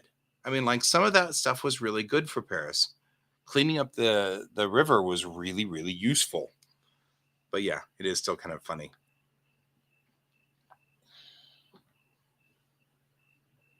Yeah, well, I don't know. Put it in your outside camera. I don't know. I mean, I was in Paris in 2018 and it didn't seem ruined to me. I felt like it was lovely, but it's like a lot of older cities. It's just difficult. It's difficult to balance keeping the old stuff that's very old and important and modifying it for new stuff. Yep, they were in Stockholm at one point. So, then I think cleaning up the Seine is like difficult no matter which way you put it. It'd be very much like us cleaning up the upper Mississippi here in America because that's messy. It's messy. And even the lower Mississippi gets kind of scary from time to time. And we're really working hard to keep them clean and now trying to clean up the mess that we did for the first, say, 70, 80 years of industrial America. There was just so much. Yeah, we did finally clean up the Hudson and the Delaware. And I mean, we did manage to get a lot of them. And of course, Colorado's got some very strict laws on the rivers here to keep them clean. So, but we're out in the West and it's a lot easier for us on the West side to keep things clean.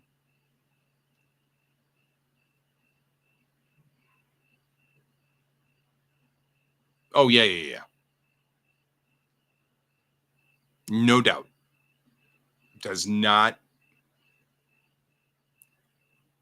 Doesn't even surprise me. We've got river lakes here. It's the same thing. They'll drain the lake and there'll be these cars with skeletons in them. And you're like, well, that's a thing. And it's just like, ugh.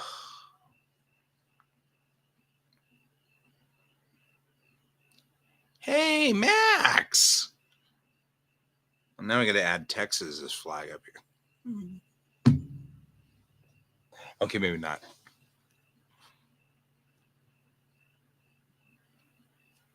It's just a thing. Haven't seen you in a long time, Max. Oh, you're back here. Hey, even better. I don't have to put Texas's flag up there. That makes me feel a whole lot better. Any day. You know why Oklahoma has a panhandle, right? Because we paid extra not to have a border with Texas. I'm just saying.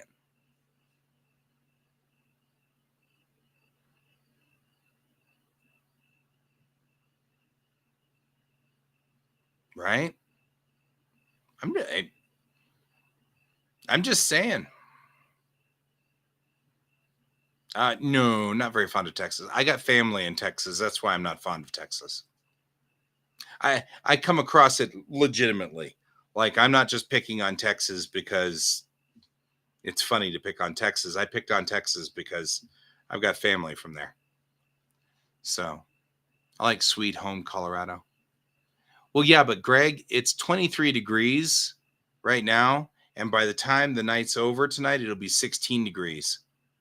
And now, I mean, it's been 30 something stupid all day. I think we made it to like 35 degrees. But the fact that it goes down to 16 is so nice at night. I mean, I'm not going to knock that at all. I just opened the door here. We got cool air coming through. Even though it was ridiculously hot today at like 35, 36. There was a point where my car was sitting out in the sun and it said 46. But I think that's because the sun was hitting the thermometer dead on. Once I started driving around, it cooled down to something reasonable. And both of those things are true. I'll add one thing to what you know about Texas. They also have an insidious number of bugs, like cicadas and roaches and horrible things. And I'm afraid of bugs. And I'm allergic to heat. I've decided I'm allergic to heat. This is a decision I made today. I'm just allergic to heat. There you go. So, yeah, bugs. I don't. Yeah. No. I'm very over the bugs. Anyway, yeah, it comes with the heat.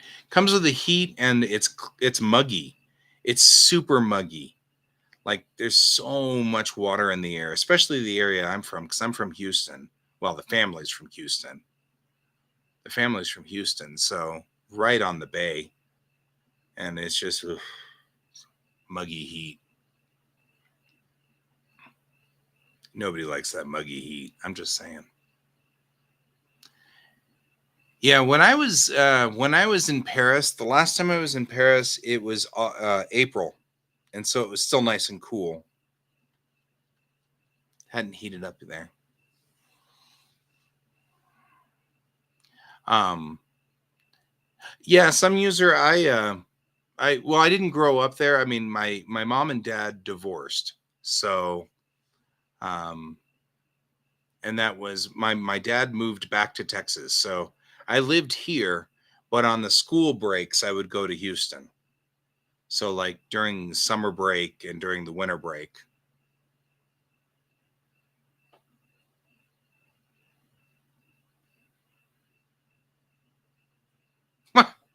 Max isn't wrong. I mean, I don't remember when you went down there, Max, but I was there in February of 21 during their power blackout from hell.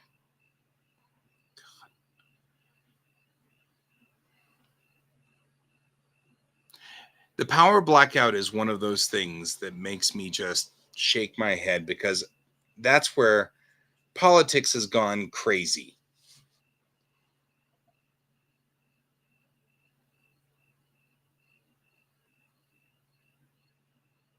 Toll taxes? That's what I thought. I didn't think you were there for the freeze of 21.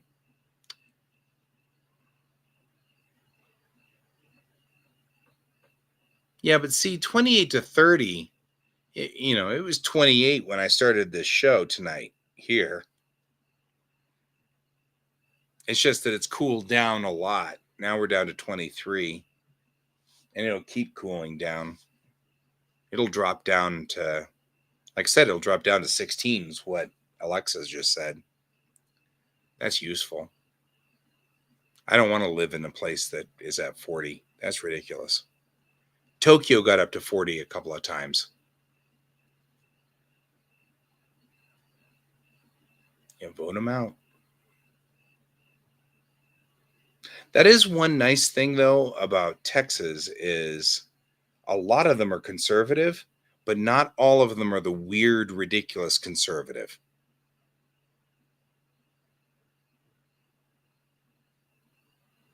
Yeah, but isn't it the middle of the day there, Ray?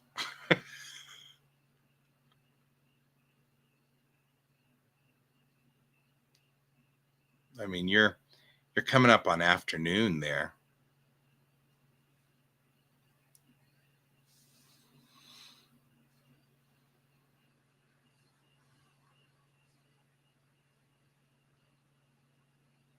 And some days, some user, you may wander the world. It's lovely wandering the world. I love doing that. It's one of the reasons why I love having all you guys here. Although, I'm just going to say right now for the record, the Coloradans are outnumbering everybody.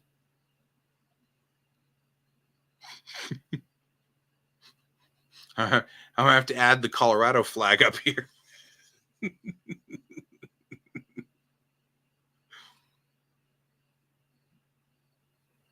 Yeah. It is kind of weird.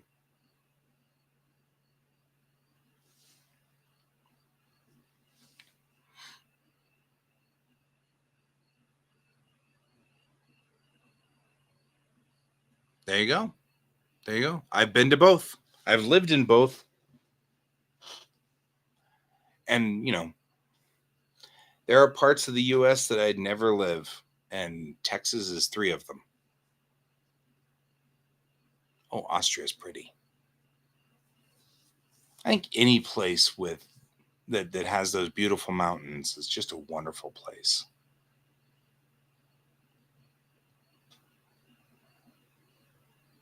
So, Max, we do have a French national on here. Just so you're aware, be kind to France.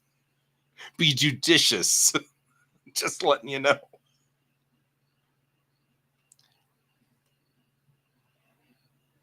Yeah, actually, no, I really did like visiting Paris. My sister was really big on going into the catacombs, and that was an experience. I've got to admit, I at first I was sort of about the catacombs, but then I went in there and it was fascinating, terrifying, but fascinating.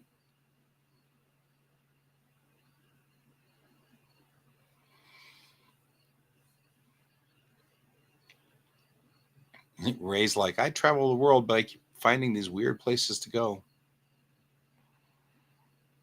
I have no idea where you guys would go. That's a thing. Austria is beautiful. I think Spain is fascinating too, as far as a culture.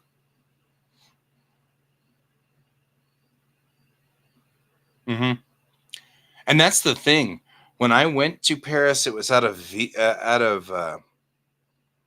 Wiesbaden, So I started out in Germany in Wiesbaden, and then ended up in Paris. And I took the TGV, so it was a bullet train, which was a requirement, man. I had to take a bullet train.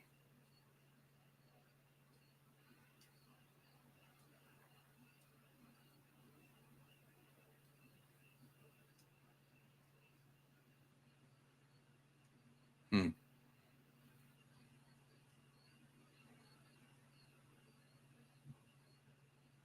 Oh, Spain was hot.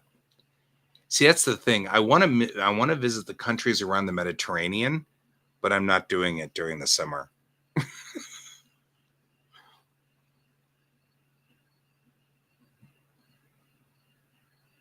Marseille.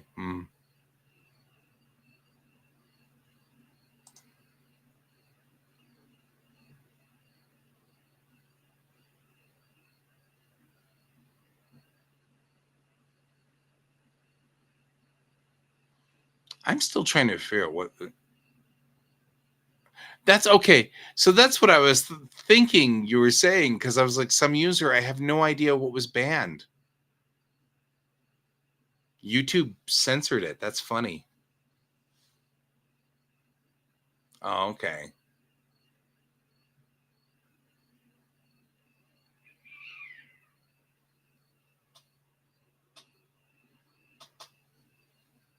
Hey, George, your friends are outside. Ooh, Bosnia.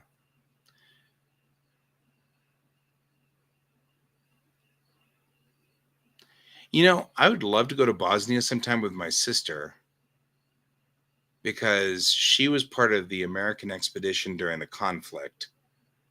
And she only knows Bosnia as that war torn area. And I think it'd be lovely to take her back there when it's not a battlefield. You know what I mean? I think she would love it a whole lot more when you can get in and actually deal with the culture and be with the people. Fire legs. Are you saying frog legs? They taste like chicken.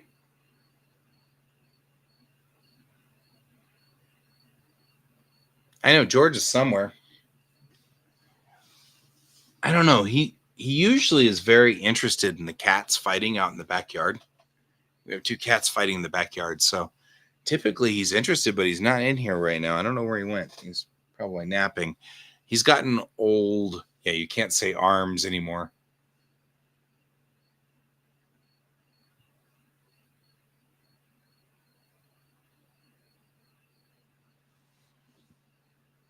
Nice.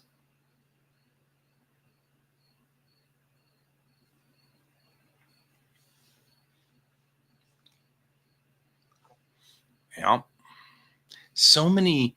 That's the thing that's so fascinating about Europe, though. Right? There you go.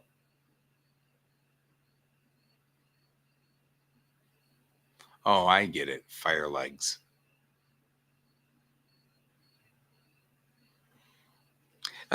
I have never particularly cared for that particular item anyway, because I don't like loud noises. And I mean, if anything makes a loud noise, it's that. So, I mean, all no politics involved here. I just don't like the sound of loud noises, which is why I usually deal with martial arts, and everything I do is martial arts.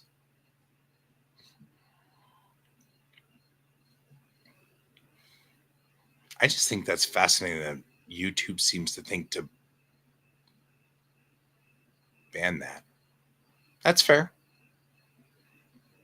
And going to a range and practicing is perfectly acceptable, and a perfectly acceptable thing to go do. I don't see anything wrong with that at all. Controlled environment, nothing could possibly like get weird and go wrong for you, so that seems perfectly reasonable to me. So, I don't have any problem with that. You should also try the food, depending on what zone you are here. If you go to like New York, the pizza's really good. It's very different than Chicago pizza. Like those are two different types of pizza completely. Yeah. Well, and no pea shooters were harmed in the making of this stream. No, but I do have this.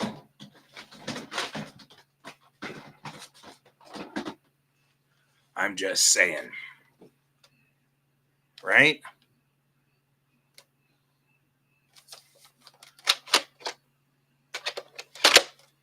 Yeah.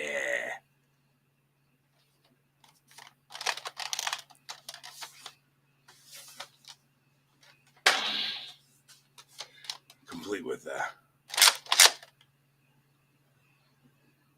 Right? I love the sounds it makes. That's like an ejection chamber, too. Yep. The old M41 from Aliens. I don't particularly care for actual firearms, but I'm very entertained by science fiction firearms. I have a Cobra phaser. This is a Dolphin. But, oh, it's dead. Oh, it's not dead. Right? They added all the right sound effects for it, too. At some point, though, with this guy, I'm going to actually repaint him because they've got him painted orange or yellow so that it won't be a threat. But George did show up. He just now has decided he's terrified. Oh, yeah. When you...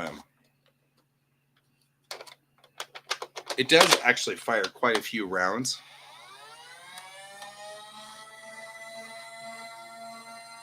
And even when you fire it, it jammed right away. That's nice.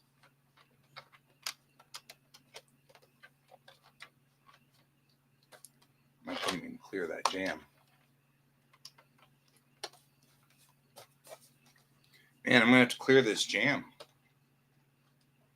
It jammed right up.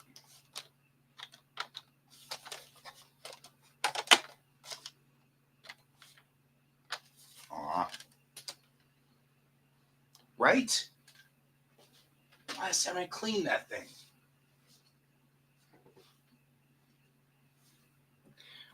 Oh, well. Jammed up right away.